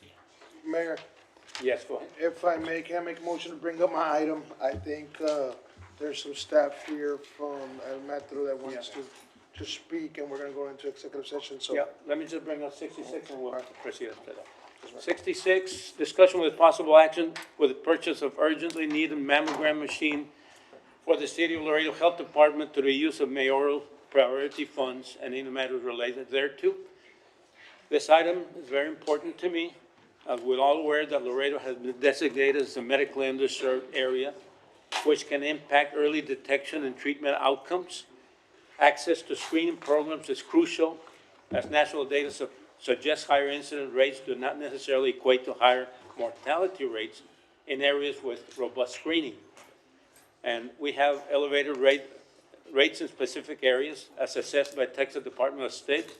For the period of 2006 to 2019, found a statistically significant increase in all age breast cancers and acute lymphocytic leukemia cases in 3 specific northern Laredo census tracts. And mortality rate, historically, studies have shown that postmenopausal breast cancer deaths in Laredo have nearly tripled since the 1940s, and a more significant increase than a slight rise seen in the U.S. total population during the same period. Now, health and safety ranking in a recent 2025 Wallet Hub study on women's health and safety metric, Laredo ranked 166 in the health and safety category of 171 cities nationwide, and placing Laredo in Texas cities included in this report, placing Laredo low along the Texas city. Now, for this reason, I would like to motion for management to move forward with the purchase of a mammogram machine for the City of Laredo Health Department through the mayor's priority fund. Second. Motion second. Mayor, may I? Go Okay, ahead. couple Go ahead questions. Dr. Chamberlain, or may you may know, I just wanted to know, do we have this staff do we have a mammogram machine already? Do we have the staff in place for them not only to take the mammograms, but then staff to read the mammograms, or would we contract some of that out? How exactly would the actual implementation of this proceed? Once again, good evening, Mayor and members of the council. Dr. Richard Chamberlain, your Laredo Public Health Director, and thank you, Mayor, for this item, and thank you, council, for the support. Specifically regarding the mammogram machine, we currently do have a part-time position, which is our X-ray technician, who is housed at Laredo Public Health, which supports our tuberculosis clinic. That individual isn't always busy, as they are part-time, and we're looking to increase that, with a new award that we are getting, so we have more time with that X-ray technician. Regarding the readings, we are in contract negotiations right now for our tuberculosis pulmonary clinic as well, and also to have somebody who is specialized to read the mammograms as well. So that is all falling into place as we speak, and we're very hopeful that we can turn on, of course, with the council's approval for February of next year. So with all the support staff needed, and this is a program that already exists? This is not a program that This would be exists. This would be integrated, of course, for all of our uninsured population that we do serve, any self-pay individuals, and of course we would be accepting insured patients as well. We'll start off with our La Familia program at the Laredo Health Department, the primary care component of the health department, but we're not going to shut out anybody else from accessing the analysis, the machine. And this position, you say there's a part-time position, but will you be looking for a tech that has experience in mammograms or training of the current tech who's already working in the Training of tuberculosis? the current tech, which is part of the contract, the negotiation as well. Okay, all right. So make sure that they are gentle and that they go to a very good program. Absolutely, and that was It's also, important. and that was also part of the reasoning why we did select this specific machine, because of the comfort that the women would experience from the specific machine. Yes, go ahead. Mr. Chairman, thank you so much for being a champion of, all the, the health department and, everything that goes on in Laredo. I see you're always looking for grants, you're always, and, I give you a call, like, Mr. Chamberlain, where you at? I need some advice for this, where do I send this family? And you're always in conferences, getting, looking for grants, and I commend you, and bringing this to the community, bringing to the most needed, bringing this to the community, to them. It speaks a lot about you and the hard work that you do, and the department that you have under you, that the dedication they have for the community. So thank you for being a great leader. I'm still mad because you didn't, I wasn't sponsored on this. I want to be a sponsor of this, but something that we spoke. But it's awesome. You've done a lot for the community. So thank you, Mr. Chamberlain. Thank you. Yes, go Mayor, ahead. great item, thank you. How much is this machine gonna cost, or? 266,000 and change. Okay, so I thought it was. Yes, Oh, actually from the quotes from GE, and if you give me a second. And for our cash pay patients, do we know how much they would be charged yet? We are working through those details right now. Council member, as soon as we do have those, we'll make sure to share them with Because council. I know the issue is that Gateway Community Health Center also competes for the grant. What's the grant name again? For breast cancer screening? Set my mind right okay. now, BCBS. Yeah, so, because I know in the past, the city health department got part of it, and then there was concerns from Gateway about, taking away money from them and blah, blah, blah. But, so the concern I'm just curious about is, are we participating in that grant program now? We are not participating in that grant program. Okay. This is something specifically to expand access to the service, since we do know that there's only 3 in Laredo. There's a long wait list for all of those. We just want to continue to maximize the access I points. just asked, and I'm sure you're gonna focus on this, I just ask you make the cash pay as low as possible, because, I mean, for an uninsured population, because, it's a critical need under Affordable Care Act, of course, like, if you have insurance, no out-of-pocket costs for any cancer screening, but for our cash pay, charging them $200, $300, $400 just won't, for me, it's not gonna feel right, so, just hopefully you can get it down as low as possible, yeah. We'll make sure to be the best price in town, as we do want to make sure that we're accessible to as many as possible. Mayor, if Thank I may. Yes, go ahead. Dr. Chamberlain, do you have room at the health department for this machine? This machine will be going at our new preventative care clinic, which is on McPherson Road at the McPherson Medical Center. So we have space? Yes, ma'am. And Mayor, I just want to commend you for working and making this a possibility. I know that was something we talked about during the bond, and one of the reasons why we were going to expand the health department to incorporate this machine. So when that didn't pass, I was a little disappointed that we weren't going to be able to bring this to the community, but because it is important and there are only so many machines around, and most of them are in privately owned facilities, and so it's great to see that we have one in our community, in our public access. And so finding a way, like Dr. King said, to make it work for everybody. But just kudos to you, Mayor, also for contributing to this citywide initiative. I think it's gonna help a lot of women with that early detection and hopefully save a lot of lives. Yes, ma'am. And hopefully we are able to expand to add more machines in the future into more jurisdictions of the city as we open up at least small satellite clinics. That's the vision. And of course, this is tied in with our item number 30. Sorry, it's a PHIO, excuse me. I just wanted to make mention, since we're on the topic of cancer, it's item number 10, that we were awarded the CBRIC grant for cancer prevention detection. Item 10? Item number 10. So we're bringing that forward to council for approval, and that is specific for breast cancer detection and liver cancer detection. So we're stacking all these items to make sure we're making a difference. Mayor, point Yes. of order. Do we have to approve item 10 before we approve this item, or does it not matter? Well, the item to purchase the It's machine 38. is 38. Mayor, I'd like to make a motion to bring up item 38. Second. Motion second, all in favor? Opposed, motion passes.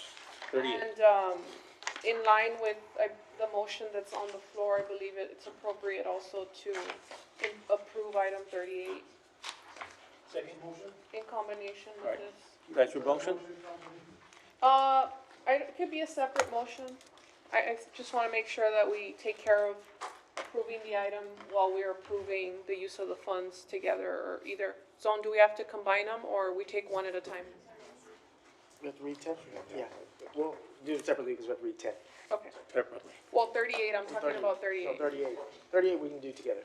It'll be easier. So we have a motion on the floor right now. Right. So we'll vote on the motion and then we'll Yeah, that's fine motion too. to approve 38. Mayor. We have a motion and a second? Yes, sir. All in favor? Aye. Opposed, motion passes. Mayor, regarding item 38, I'd like to make a motion to approve. Second. Motion second, all in favor? Aye. Opposed, motion passes also. One last comment, this will also support our employee health and wellness program as we're looking to reduce the costs that are associated with our health plan. We will be funneling or requesting, of course, that our staff, 'cause they don't have to, but we will educate them to make sure that they use our system to reduce those costs as well. All right, Excuse one me. more thing, Thank just you. make it gentle. All right. Yes, sir. All right, thank you. Thank you. Second. All right, next item. Mayor, I was asking the request to bring up my item, number 67. Second that. Motion Discussion second, with possible action regarding the contract between Henry Six Transport Group and Metro and the City of Laredo, and the updated information request, any other matters in there too. I don't know if there's somebody wants to speak on this before we go to executive session? yeah. There is, somebody signed up to speak on this item, Mayor? For 67, yes, we have one public comment. It is Ana M. Hernandez.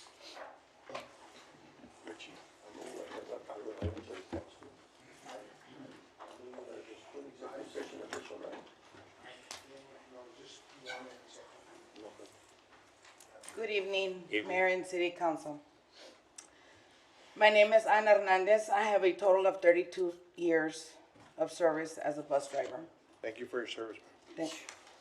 Tonight, I am speaking on behalf of all members that are employed at Metro and are part of a union. I'm here to clarify why our decision to strike occurred. During our negotiations, we asked for several things, but one of the most important things was to have back our consecutive days off. 3 years ago, the company introduced a new software by the name of Remix. When shifts were posted, we noticed many were no longer with consecutive days off.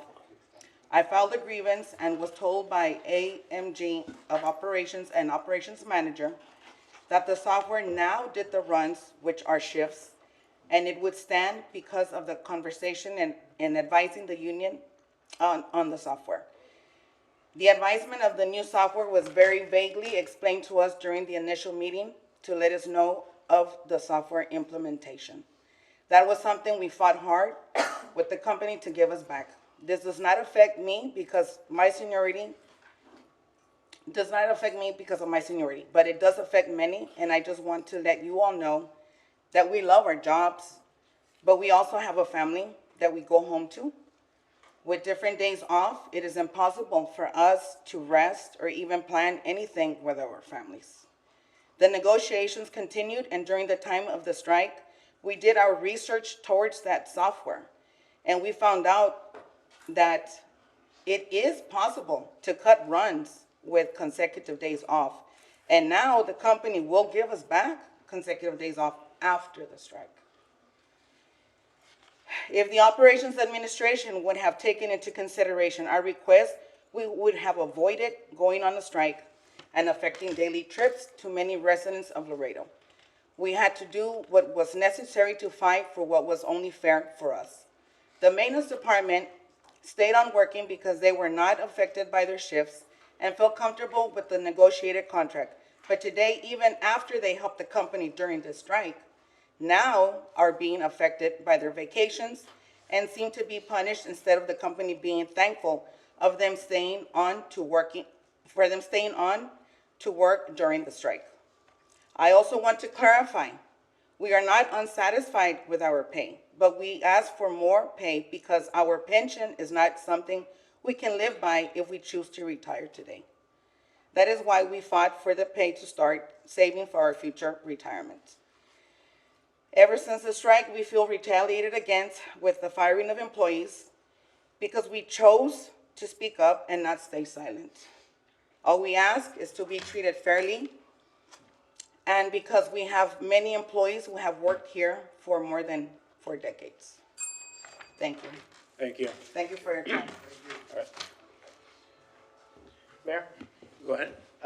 I recommend that we go into executive session on this item because there's some attorney-client privilege communication that would benefit the council. And also, along with that, I ask that you to go ahead and take back item 60 for executive session. Item 61 does not need to be raised today. All right. Make a motion to go to executive session Motion, for items 60 and 67.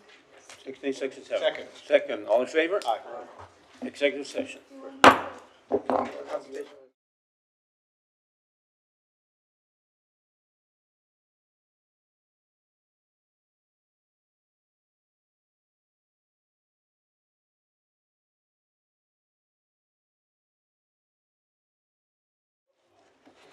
Back to executive session, no agreements were made. Mayor, for number 60, I ask for staff to proceed as directed. Second. Motion second, all in favor? Aye. Opposed, motion second, motion passes. And for number 67, no action was taken. Okay, next All right, item. go ahead. Okay, motion to approve appointment to commissions, boards, and committees. Second. Motion second, all in favor? Aye. Opposed, motion passes. Motion to open a public hearing and introductory ordinances 8, 9, 10, 11, and intro ordinance number 12. Motion second, all in favor? Aye. Opposed, motion passes. We just need legal. I'll read it. You read it? I'll read it. Okay. Mayor, before they start reading this, Yes. motion to move the meeting to 11, Second. extend the meeting to 11. Okay. Motion second, all in favor? Aye. Opposed, motion passes. Go ahead. Number 8, an ordinance of the City Council of the City of Laredo, Texas, amending section 24-65-0, titled Supplemental Provisions of the Land Development Code by adding subsection C, which will regulate the sale of motor vehicles from private property located in residential zoning districts.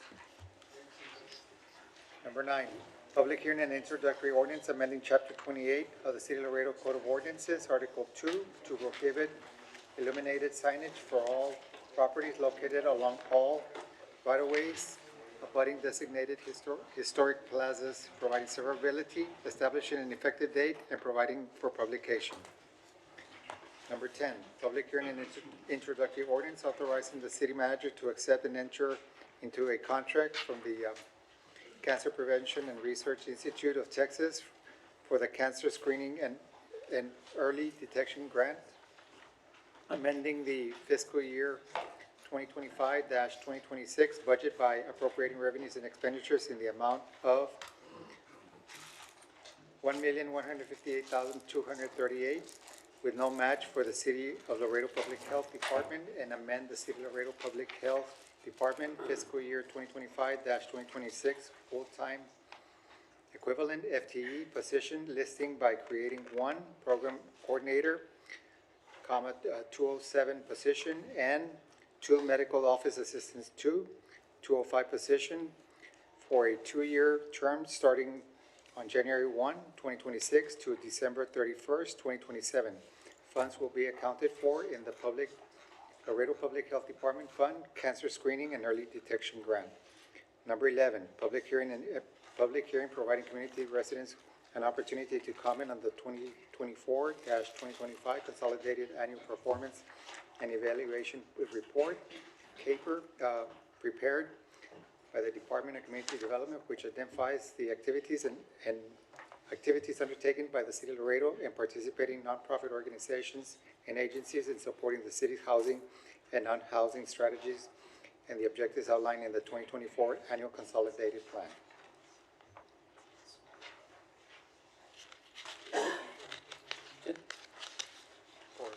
Yeah, okay. Go with number 8, for or against, for or against, for or against. Motion to close and introduce. Second. Motion second, all in favor? Aye. Opposed, motion passes. Number 9, for or against, for or against, for or against. Motion to close and introduce.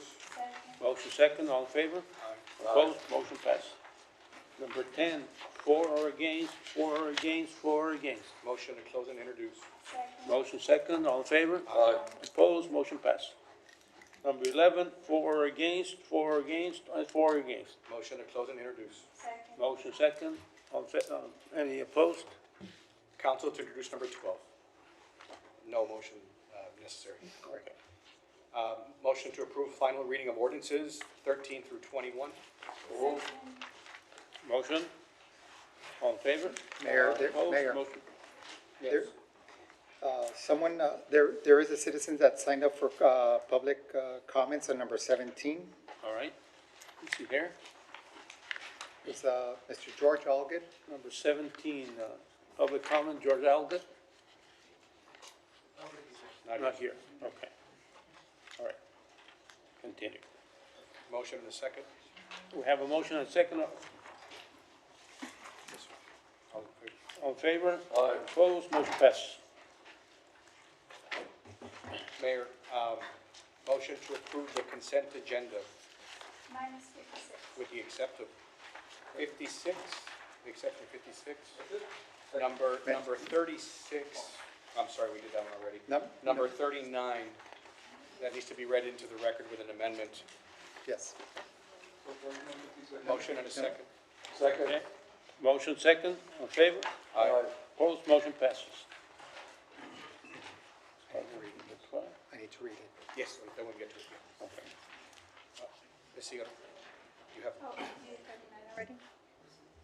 oh, we want to do that one first? Well, usually it's in the order. I can do the 56. if Oh, you I'm want. sorry. That's You're okay. correct. I'm sorry. Number 30. Yeah, so number 36, Mayor. 39. Number 39. I'm sorry, 39. 39. Yeah, 39. The city secretary needs to read the amendment.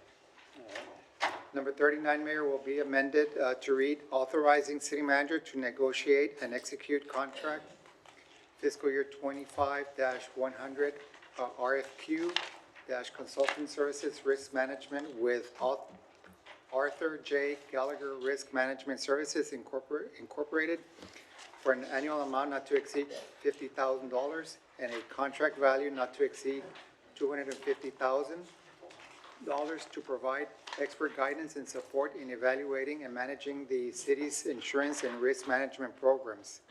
This contract is for 2 years with 3 one-year extensions contingent on budget appropriations. Funding is available through the Risk Management Fund. That's for number 39, Mayor. 39. Motion to approve. Second. Motion second, all in favor? Aye. Opposed, motion passes. Number 56. 56.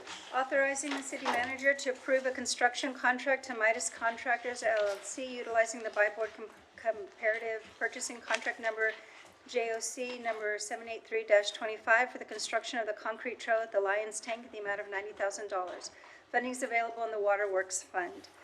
And I guess I don't know if this question is better for utilities or for Mr. Gomez, but the question is specifically about the concrete trail. If we could get some, if we get some information about where this, how long this trail will be. And I specifically have concerns about the security of the Lions water tank. These are brand-new water tanks, and generally speaking, from my understanding, the public isn't really supposed to be so close to this public utility in the interest of water security. Right.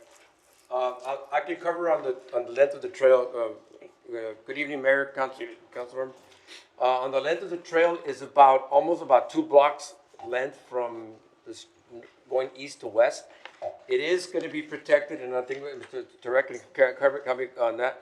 It is going to be protected by a fencing. The tank is going to be protected with a cyclone fence from the walkway of the park. So it's no longer than 2 blocks that will covers the walkway. And do you have a distance amount that is? Not off the top of my head, Councilwoman, but I know we do want to have like a little, like a pet, with a trail with a little pet stations that they can sit down there as well. I know we're working with Councilman Garza, that we could possibly do like a little playscape or, if not, I'm sorry, a dog park. And, if allowed, but it's all going to be fenced out from the water tanks, not close to. And again, Mr. Turek can probably help me on that one as far as, if it's allowed, the distance that could be allowed or not, so. So is this trail, the trail is, it's around these tanks, so that, like, it'll be the concrete tank, a fence, and a trail? And that will be the extent Go ahead. of, So they have a park that is close to the tank. It's not close to the tank itself. The tank is protected. It's a park already been in the design of that tank, the Lion tank. So it's not related basically to the structure. So the 90,000 was part of the utility to support the park to build that trail, but it's not really within that structure itself, but connected to the structure. But so so the structure is safe basically. okay, and what kind of land is this trail occupying? What kind of land? The amount of, the acreage of land? Off the top of my head, Councilwoman, it's probably no more than maybe about 300 feet, maybe lengthwise, around there, 2 blocks away, maybe by about 10 feet wide, that we're gonna put that trail, that proposed trail that we're talking about. We have different ideas. It can be asphalt, or it can be a crushed granite that we can possibly do. We're working with Ardura, which is the company that's doing the design for the water tank. So they had made a design for us so that we can put that. As far as amenities, again, it's going to be just a small dog park, but it's not going to be. It's going to be on the opposite side. For example, I don't know if you're familiar with the 2 tanks. We call it 2 tanks over there behind Mary Help. Behind Mary Help of Christians, there's 2 tanks, and right next to it, or right adjacent to it, we have 2 soccer fields. There's a fence, there's a cyclone fence of 6 feet that divides the 2 tanks, the water tanks, from the soccer fields. And, you know, it's kind of separate, kind of in that kind of same concept, but of course, this is smaller, in a smaller scale. And so there's not been a security issue at these other water tanks? No, ma'am, no whatsoever, no, ma'am. We have the cyclone fence at 6 feet, and we have soccer games every day going on there at the 2 tanks park, which is right just north of Mary Help of Christians, right there behind Target. So we don't have any security problems, thank God. Yes, go ahead. Thank you. Mr. Gomez, can you just bring us a schematic for next time around? Sure. Or if you can put it as a part of our Friday packet? Okay. Just so we can get an idea of what it looks like. Yes, I don't know if there's gonna be, is there a rendering on it or not?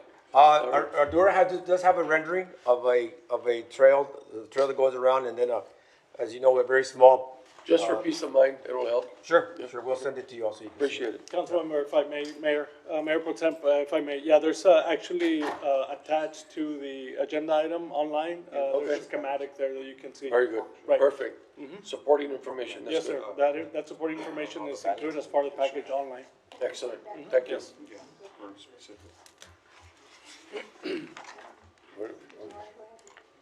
Motion to, Can I bring up item number 68, please? Action on number 56. Oh, number 56. Oh, yeah, so moved, yeah. Yeah. Motion to approve? Second. Sorry about that. Motion and a second. All in favor? Aye. Motion passed. Number 58, Mayor. Number 58 is next. Item number 58, staff report discussion with possible action to accept and approve reports, reviews presented by our internal audit. Tina? Move to accept? Oh, she's gonna report it. Mr. Lee, do you have anything to report to us? Just good evening, Mayor Pro Temps and City Council. For the record, Tina Rodriguez, Internal Auditor. I'm just here to submit for your approval the Max Mandel Golf Course Compliance Review. Just to let you know, they were in full compliance. They were in compliance with the management agreement and the unannounced inventory and cash audits. Cash controls across the city remain strong, with only 2 minor exceptions that were promptly corrected. And just as previously discussed with council and with city management, the inventory system needs to be updated. But we do recommend for policies to be instituted citywide and for a new system to be implemented. But of course, since it is a large task, we just recommend the city begin comprehensive planning in order to implement such an initiative. Motion to approve, Mayor Pro Tem. Can I just, and I'll second that, can I just ask one question on the, Max Mandel, can you make sure, Mr. Gomez, that recommendations as far as the audit that she put on paper today, if we can try and implement then, I think we're gonna be up for renewal of the contract. I think those are strong recommendations, and I agree with them. Thank you. Yes, thank you. We have, Mayor? yes, sure. Thank you. Ms. Rodriguez, I just wanted to ask a follow-up about the inventory control. I know that Fleet has gone through extensive inventory control upgrades and created a new system, and according to your reports, it seems to be working properly. Yes. Do you foresee that an issue in other departments, and maybe ask management, where do you see this modernization of our inventory system beginning? Because I do agree with Ms. Rodriguez that it's important to begin to upgrade our inventory control. we can get them. We wanna go to the transit. Yeah, and Ms. Rodriguez met with us on this item as well too, and I believe that we are going to implement the inventory control adjustments within that structure.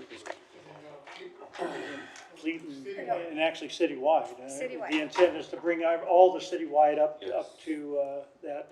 We have a lot of different warehousing that does not have those types of controls in place, and so the idea is to, I guess, provide a better report as to what it's going to take to get there, because some of it is software driven and some of it is the actual controls of where we're holding the stuff, so. I just know that with Fleet, it was an extensive process and a lengthy process, so it's good to hear that it will get started. Yeah, and one of the challenges with the Fleet as well too was that we were actually carrying obsolete material because it still had a value to the city. And so if we got rid of all that obsolete material at one time, you would see a big explanation on the financial records as well too. And so that's why we're trying to release it in a little bit more controlled fashion. Thank you. Thank you. No reason to carry it. Mayor Pro Tem. Motion to approve the presentation from the internal auditor. Second. Thank you. Motion, yes. Those in favor? Aye. Aye. Any opposed? Opposed? Motion passes. Mayor Pro Tem, motion to recess as Laredo City Council and convene as the Laredo Mass Transit Board. So is there a second? Second on that. Approved? All those in favor? Aye. Motion is second. All approved. Yes? Motion passes. Mayor Pro Tem, point of information, there are some citizens that wanted to speak on item 18. I don't know if you would like to revisit Yes, it really that's what I quick. was saying. On item, 18? So we're on council. 62 and 63 right now, where's the Mass Transit Oh, I'm Board sorry, right sorry, yeah, once you Yeah, adjourn. we're gonna. now? Sorry, my bad. Motion to approve number 62 and 63. So moved. Motion on second. Motion and a second. Those in favor? Aye. Against? Motion passes. Motion to adjourn the Laredo Mass Transit Board and reconvene as the Laredo City Council. Second. Motion and a second. Favor? Aye. Aye. Against? Motion passes.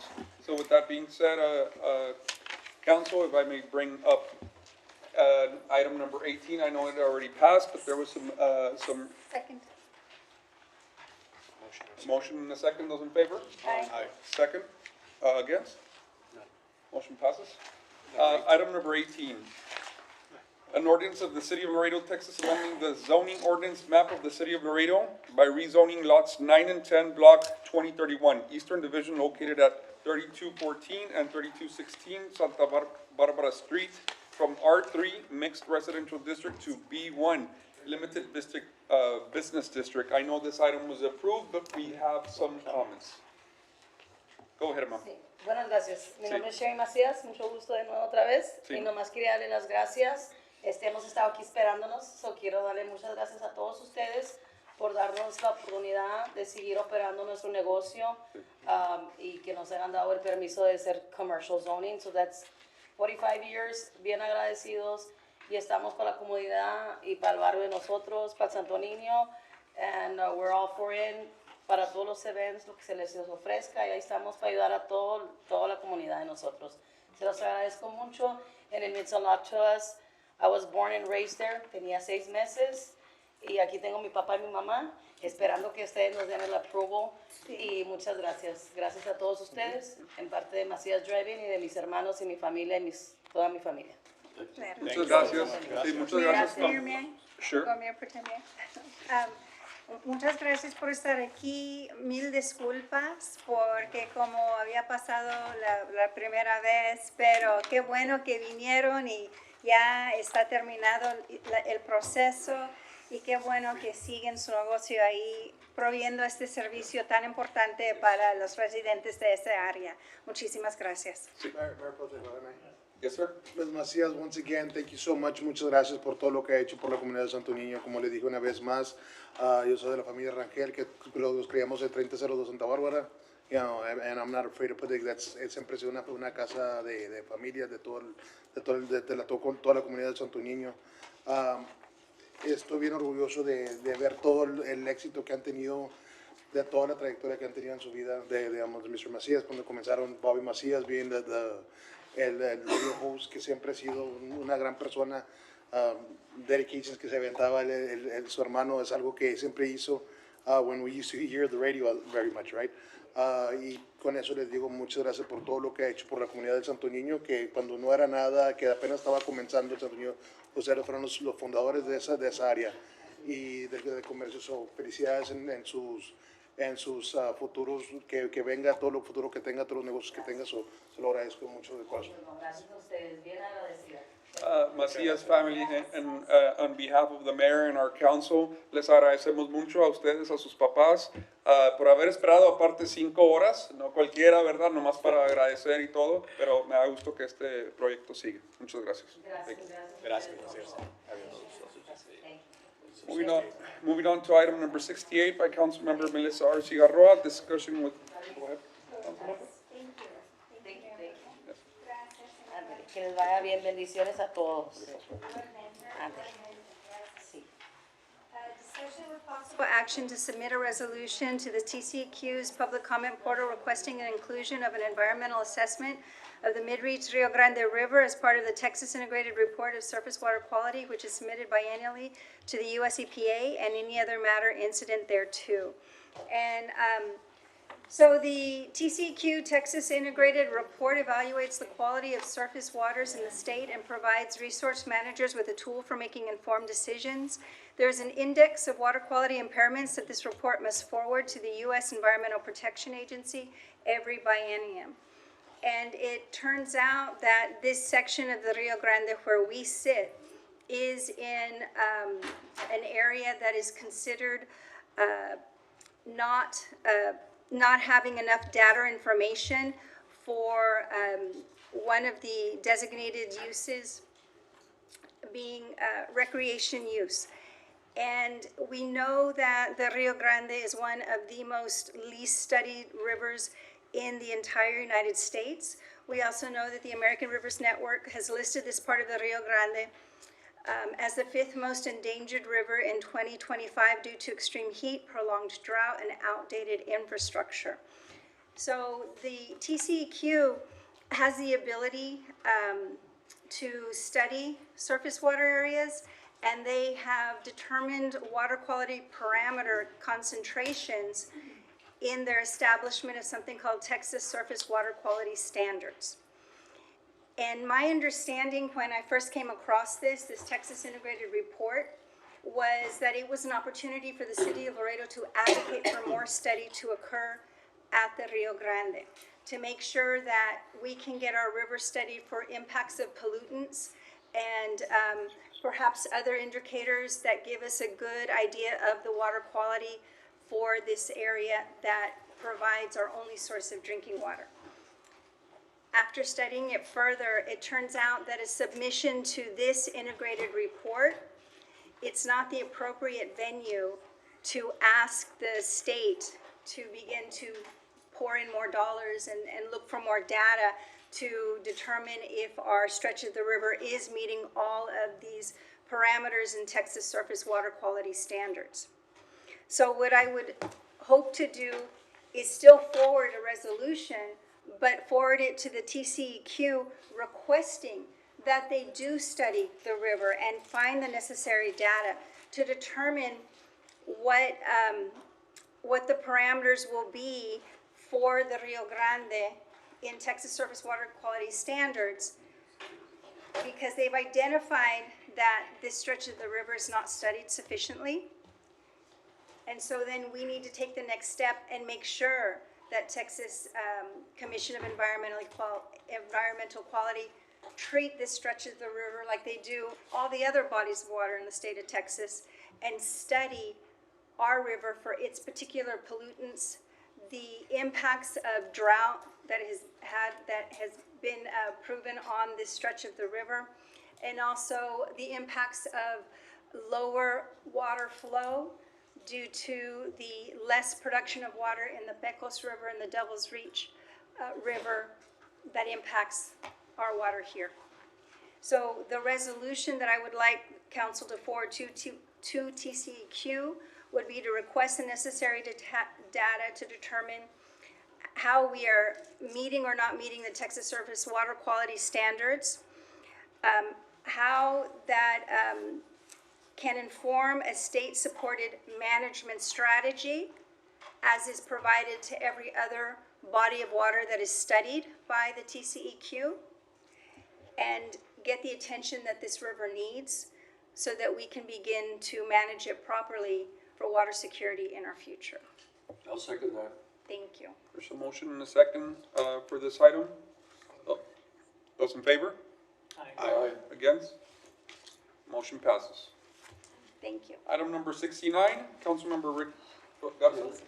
Discussion with possible action related to the Leche organization and the potential development of the Eastern Laredo optimized transportation plan, along with a letter of support from the city and any other matter incident thereto.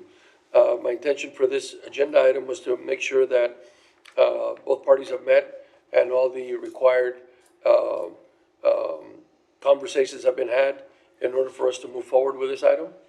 Mr. City Manager, do you feel satisfied that we've done that? Yes, sir. Mayor Pro Tem and City Council member, we can issue a conceptual letter of support just like the MPO, the county, and the RMA have done. The bigger question we have is they are also asking for a sponsorship.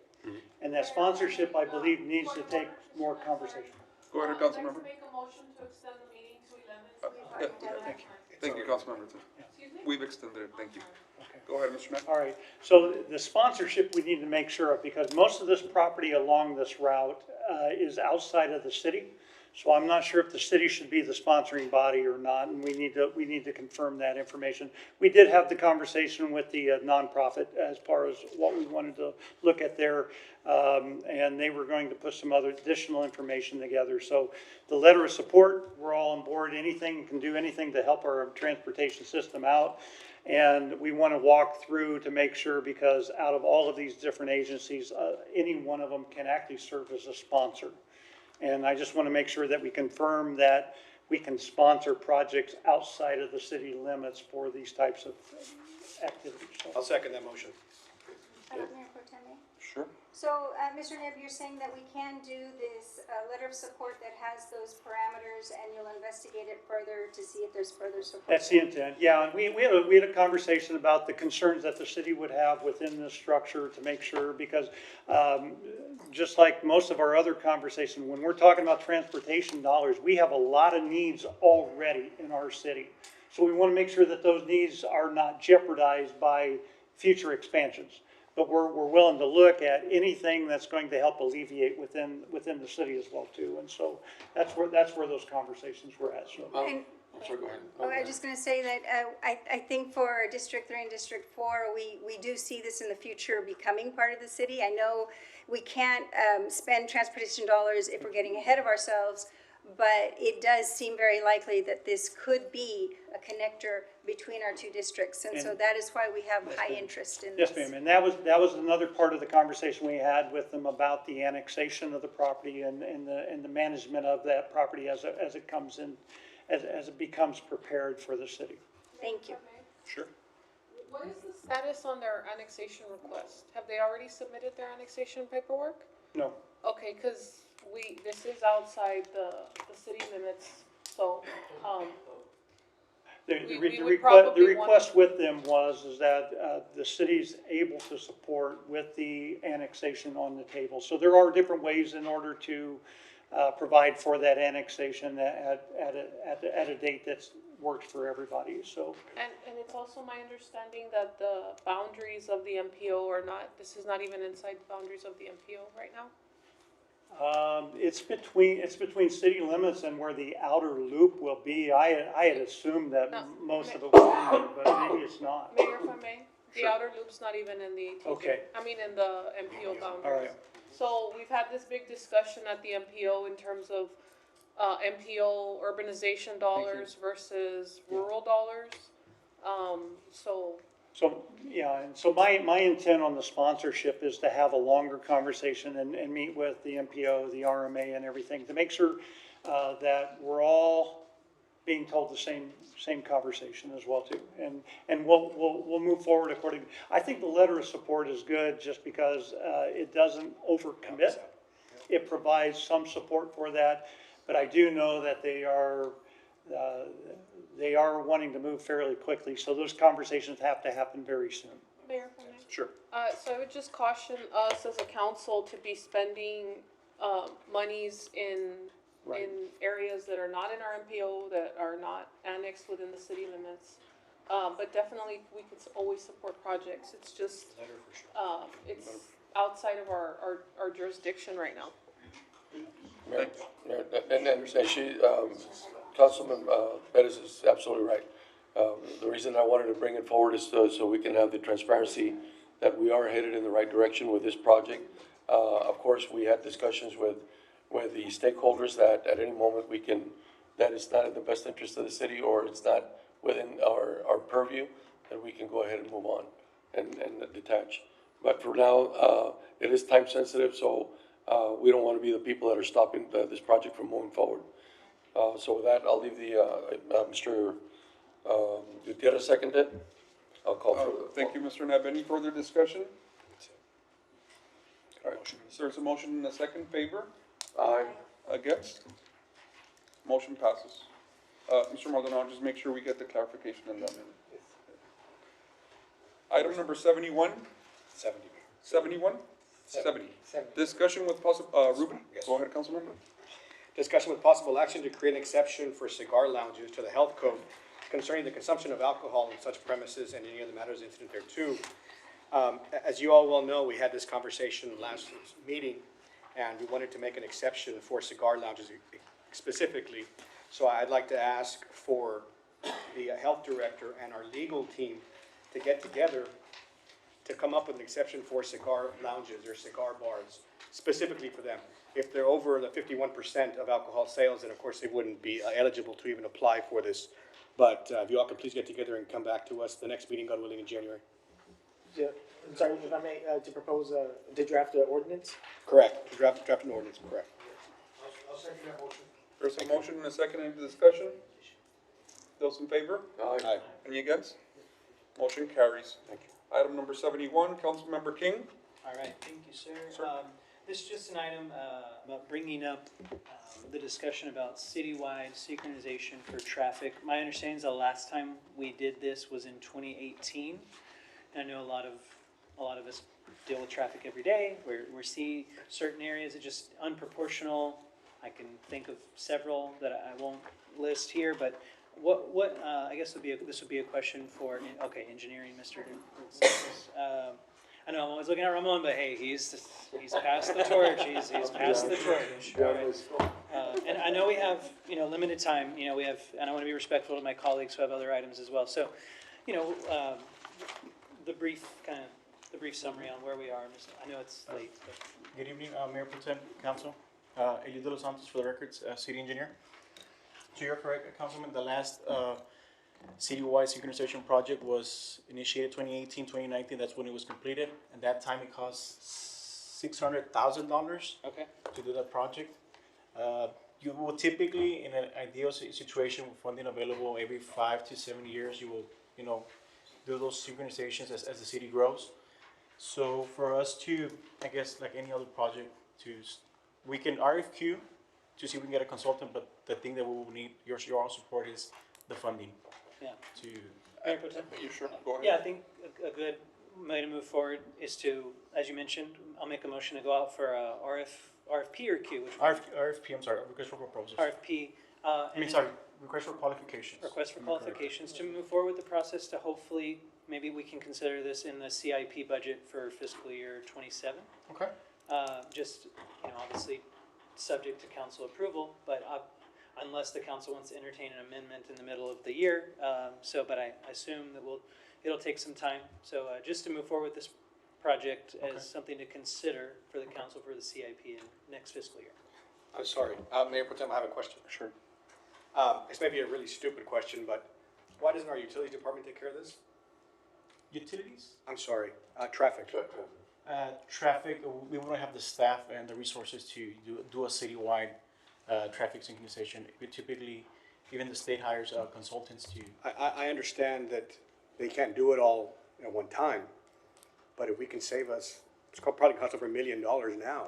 Probably. To have 2 or 3 staff members doing 10 a day for 3 months, we'd be able to get the entire city done and save $1 million.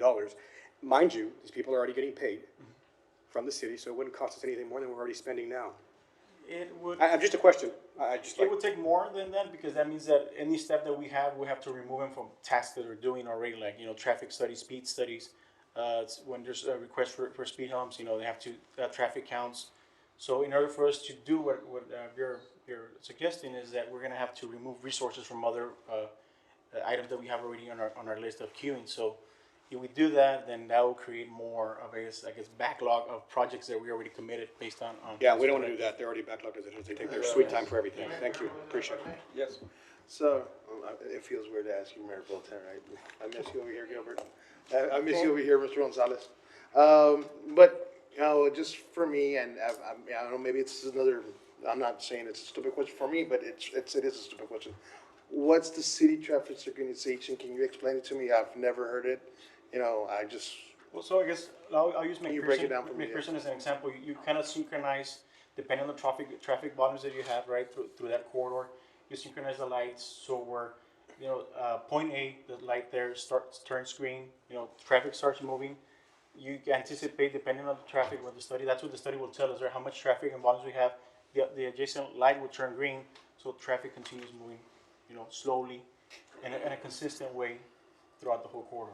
So my question, and this is something, is there any way that we're doing a lot of new streets, we're constructing a lot of new streets and we're doing all this, is there any way we can implement it while they're doing that, while they're constructing the new streets or the new roads? When they're, it's under construction, can you do it? Can they do it and add it to what they're doing at the moment, or is it that we have to go out for RFQs? Yeah, are you referring to new streets like subdivisions and that kind of development? Which they're already there. They don't. Instead of letting them finish, then go back and synchronizing by just not. It takes a certain, I guess, profession and expertise to analyze, and it's not only about traffic counts, right? Traffic counts is the major collection of all the data, but then someone has to analyze and troubleshoot, see what works, and then just fixing one corridor, all the roads that connect to, let's say, McPherson are going to get affected. So it's not just fixing McPherson, Shiloh, International, all of the streets are going to affect. So you need to have someone to really sit down, look at it, troubleshoot, run through the software. So it is a little more complicated than. Yes. Are there any new, I get a question from some constituents about the use of AI in synchronization. Is there any new technologies that are out there that weren't available back then?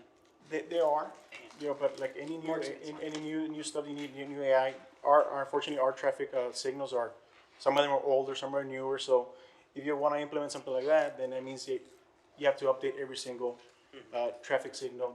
They have to go and evaluate each individual traffic signal, see what type of equipment it has, so we can update it to the latest, so it can be compatible and communicate with each other.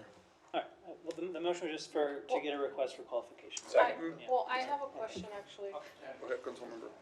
Mr. De Los Santos, I appreciate your comments on the matter. However, I'm questioning your $600,000 figure. Where did you get that number? That was from back in 2019. And what exactly did that entail? That project was a synchronization for 80 intersections. It was Mines Road, US 83, Bob Bullock Loop 20, McPherson Road, State 359, Business Interstate 35, and Interstate Highway 35 frontage roads. The entire corridor?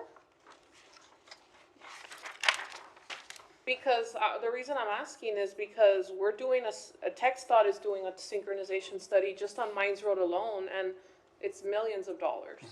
Well, this was back 2019, so obviously prices are.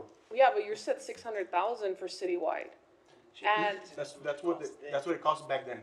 well, yeah, but I mean, 2019 wasn't that far away. I don't know if inflation is 100% since then, but no, I get it. But I'm just saying that I think 600,000 is probably going to be more like. It's way low in my opinion. I'd probably double or triple or even more if we were. I'm just trying to set realistic expectations, because if we're all thinking 600,000 is going to get us a citywide synchronization study, I highly doubt it, right? You're correct. So I think it would probably be better to bite this thing off in pieces and maybe identify corridors that are completely out of sync. Like, for example, Saunders is very stop and go. Mines Road is still out of sync, but TxDOT's already studying that one. So we probably need to identify which roadways are being identified with TxDOT and identify the corridors that are really out of whack, and then maybe we can somehow incorporate that into maybe our district funding, if that becomes a priority for that sector, and we can say, look, from this stretch, I want this synchronized or whatever, because I'm not sure a citywide is really gonna be cost efficient, and I'd like to see more as far as what we got for that, because as far as I can remember, the Mines Road has always been out of whack. And then the other question I have is, I don't know why we're discussing this under engineering, when I do want to kind of go back to Councilmember Gutierrez's question as far as why is this not under traffic? Like, who's in charge of traffic, and what happened to the traffic department? Traffic is a division under engineering, and the previous director retired. But I thought that traffic was its own department.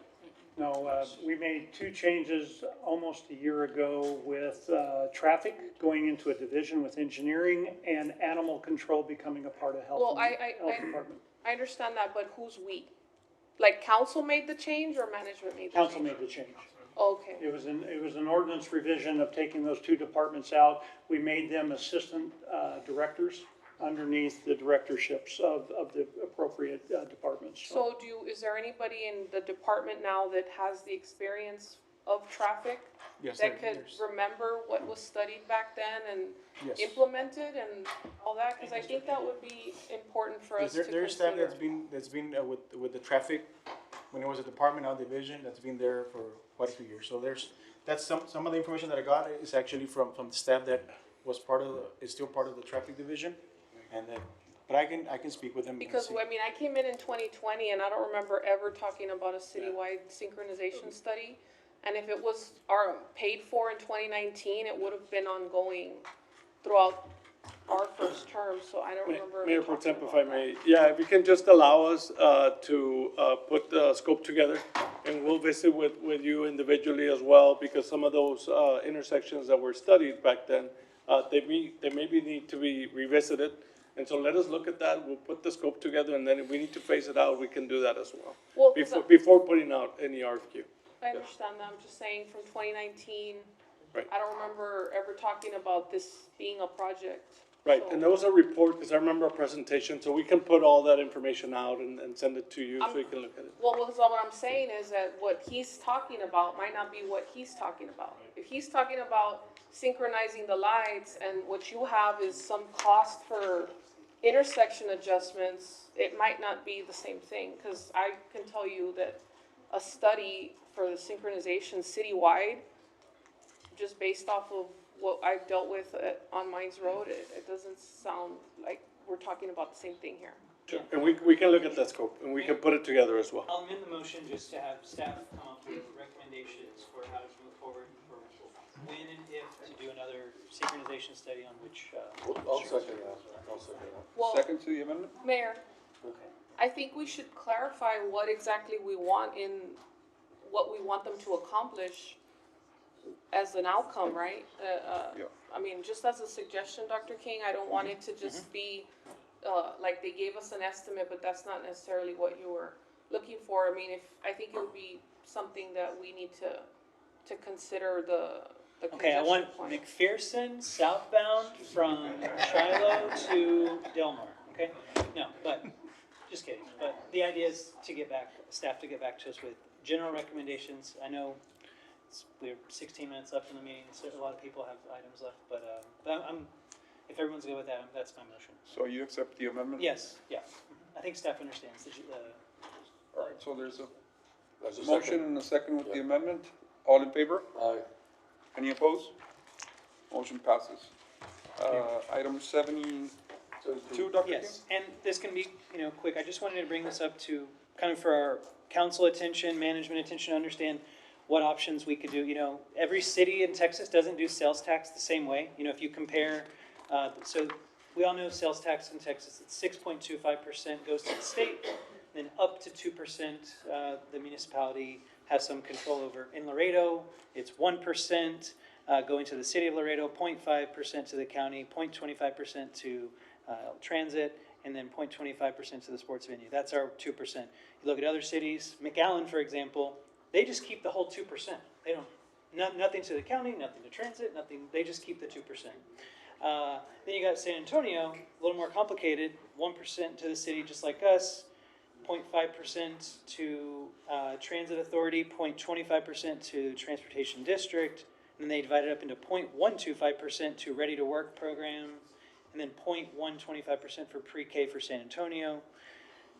The idea is that I don't think this has been discussed in a very long time, and I can't even get someone to tell me or figure out how we even got our current makeup of the sales tax. I noticed in the other two cities I mentioned that we often get compared to, their respective counties, Bexar County and Hidalgo County, are not getting any of the sales tax. So, not that I'm trying to take away from the county, it's just trying to understand how we got to where we are, and maybe in the future the voters might be interested in going to a vote to maybe change this up. So, I don't know if anyone from staff has. Go ahead. I think Mr. Matas would Okay. explain to us a little bit, do you have? I'll do my best. It's, So in the short answer is we missed that window. So back in 1968, Your name I believe, and name Francisco for- Mata, Director of Finance. So yes, we have for the area 2% allocated for this area. And the Webb County took it to the voters to do a tax levy so that they can help with property taxes, if you will. So they have the right based on state statute to take 0.50. And so we're left with the 1%, 1.25 at that point, plus the 15. And we've been reducing our portion of the tax rate for the sports venue and transit as well.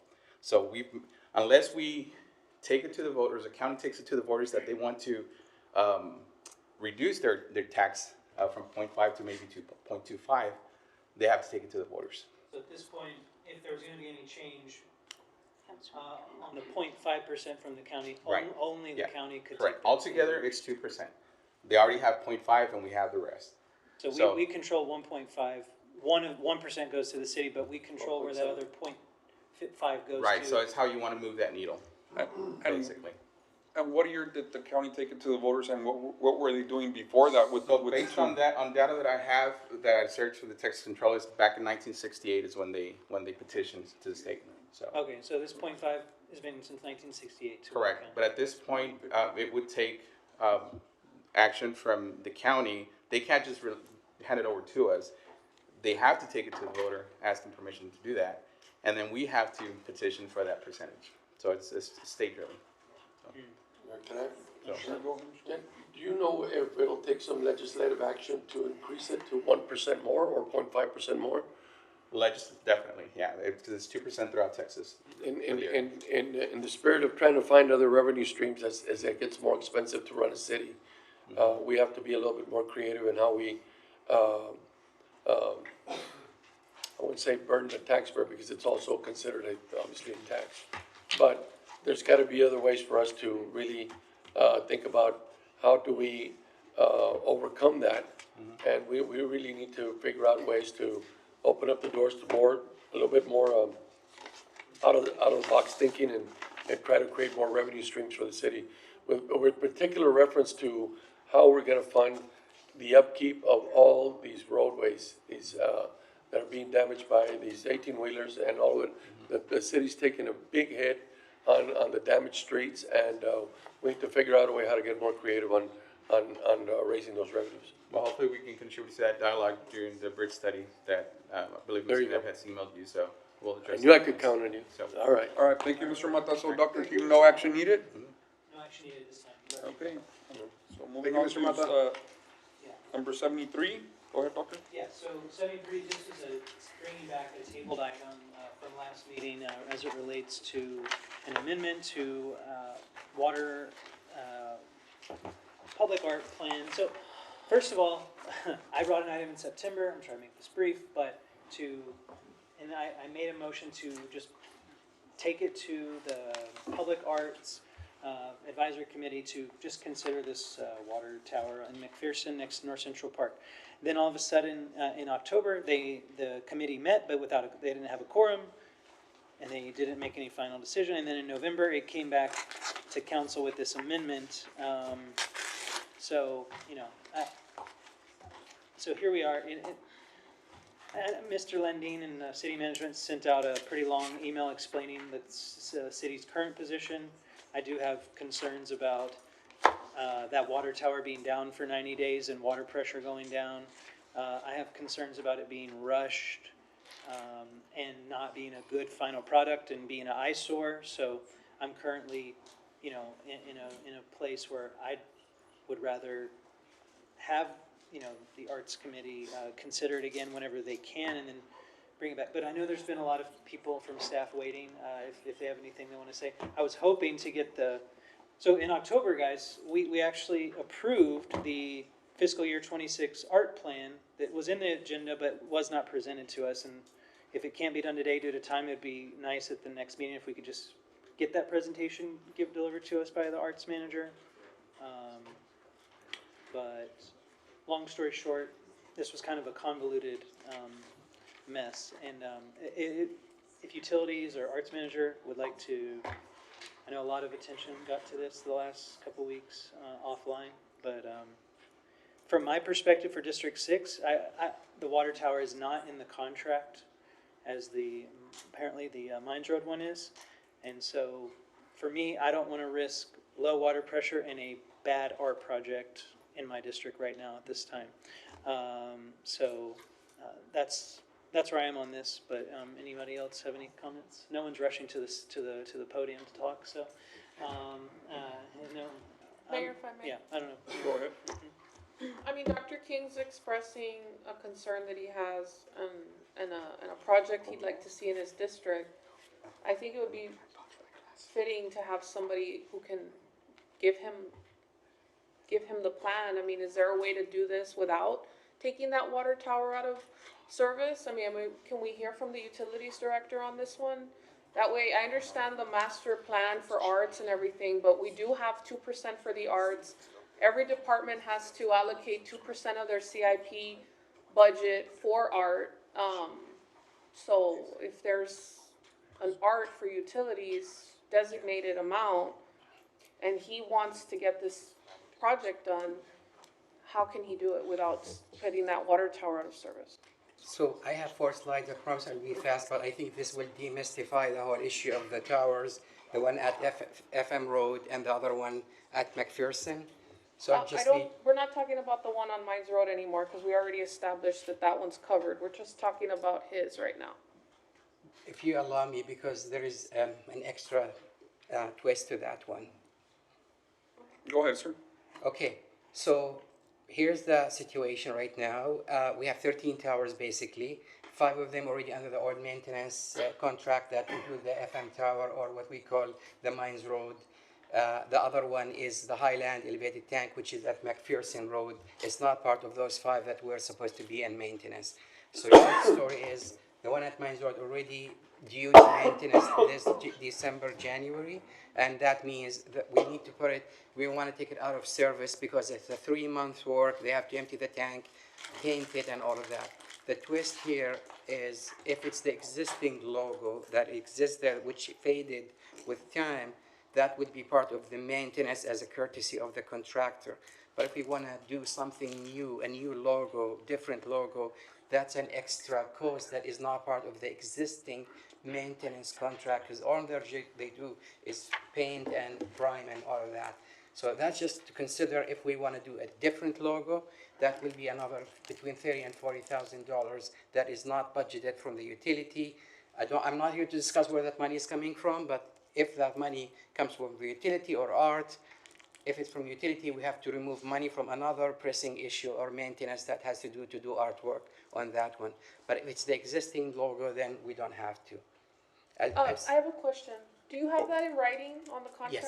Yes. The I'd contract. like to see that, Oh, because yeah, that's not what I was told correct. this whole time. I think So I'd just like to see that language. I have been confused as much because I've been digging for a needle in a haystack and all of that. The contract is for maintenance and not artwork in any tanks, but that was done in the past. I just don't know how that happened. If it's existing one, we can still do it. It's in a kind of a courtesy, but a new one will be extra cost. We just called the contractor today When to you see. say courtesy, you mean, The contractor, when we did this way back many years ago. Okay. For the Labota tank. So short story is that one right now is due in December. We will do the maintenance regardless. We will do the work on that one. If an extra logo is needed, there will be a $30,000 to $40,000 cost that is not budgeted from the utility. It's artwork, depending on the council decision. If they want it to come from the utility department, that $40,000 will have to be away from another maintenance or pipeline or whatever. The second one is the Highland elevated tank, which is, I think, Dr. King is the area there, and that one is not part of the 5. So that tank right now does not need any maintenance whatsoever. It's in good shape. We just did the inspection in January. If there is an artwork needed there, this will not happen this December, because we only do these things at the end of the year when the weather is cold, low demand. So that has to come probably December of 26. But because there is no planned maintenance whatsoever, the only reason we'll put some work there is going to be artwork. And again, based on the conversation we had today with the contractor, that will be another $30,000 to $40,000 extra artwork, not part of any maintenance or utility work on that tank. Mayor, if I might, Yes, go ahead. can you bring back for us, because we're running out of time, right? We have 3 minutes, so we're probably gonna have to just continue this discussion at the next meeting, but, in combination, if council member or any of us wanted to move forward, can we, get what that would look like in terms of an ordinance change or a change to a plan or whatever, so we can know what language or where exactly we would need a change? That way we can have that discussion at that time of whether or not we want to make any changes and move forward in whatever way. Mayor Pro Tem, I can answer that question really quickly. The plan was adopted by council, and I put it in my report to you. If you want to change the plan, just like any other plan that you've changed, and any council's changed in the past, you can make a motion No, to I do understand that, but the plan with the recommended language to change if we Okay, wanted to do understood. that, that way we know what we would have to do. We only have 2 minutes left. I just We have a- 30 seconds. Councilmember has a I question. have a real quick question. So if a project was to proceed without needing the regular maintenance of the tank, will you also include an estimate of what it would cost the utilities department to drain a tank off a maintenance schedule and all of the other issues that would result from that And that's- unscheduled And that's the $30,000 to maintenance? $40,000. If we do the whole maintenance, it's $100,000. So it's already there. Yeah. So Dr. King, are we gonna bring back this item or are you just?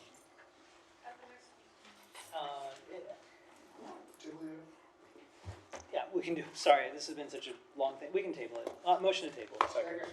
There's a motion and a second to table. Those in favor? Against? Motion passes. Mayor, motion to table the rest of the items. District 7 and District 8 will Yes. table. There's a motion to adjourn. And a second. Those in favor? Against? Motion passes. Meeting adjourned. Get to your items.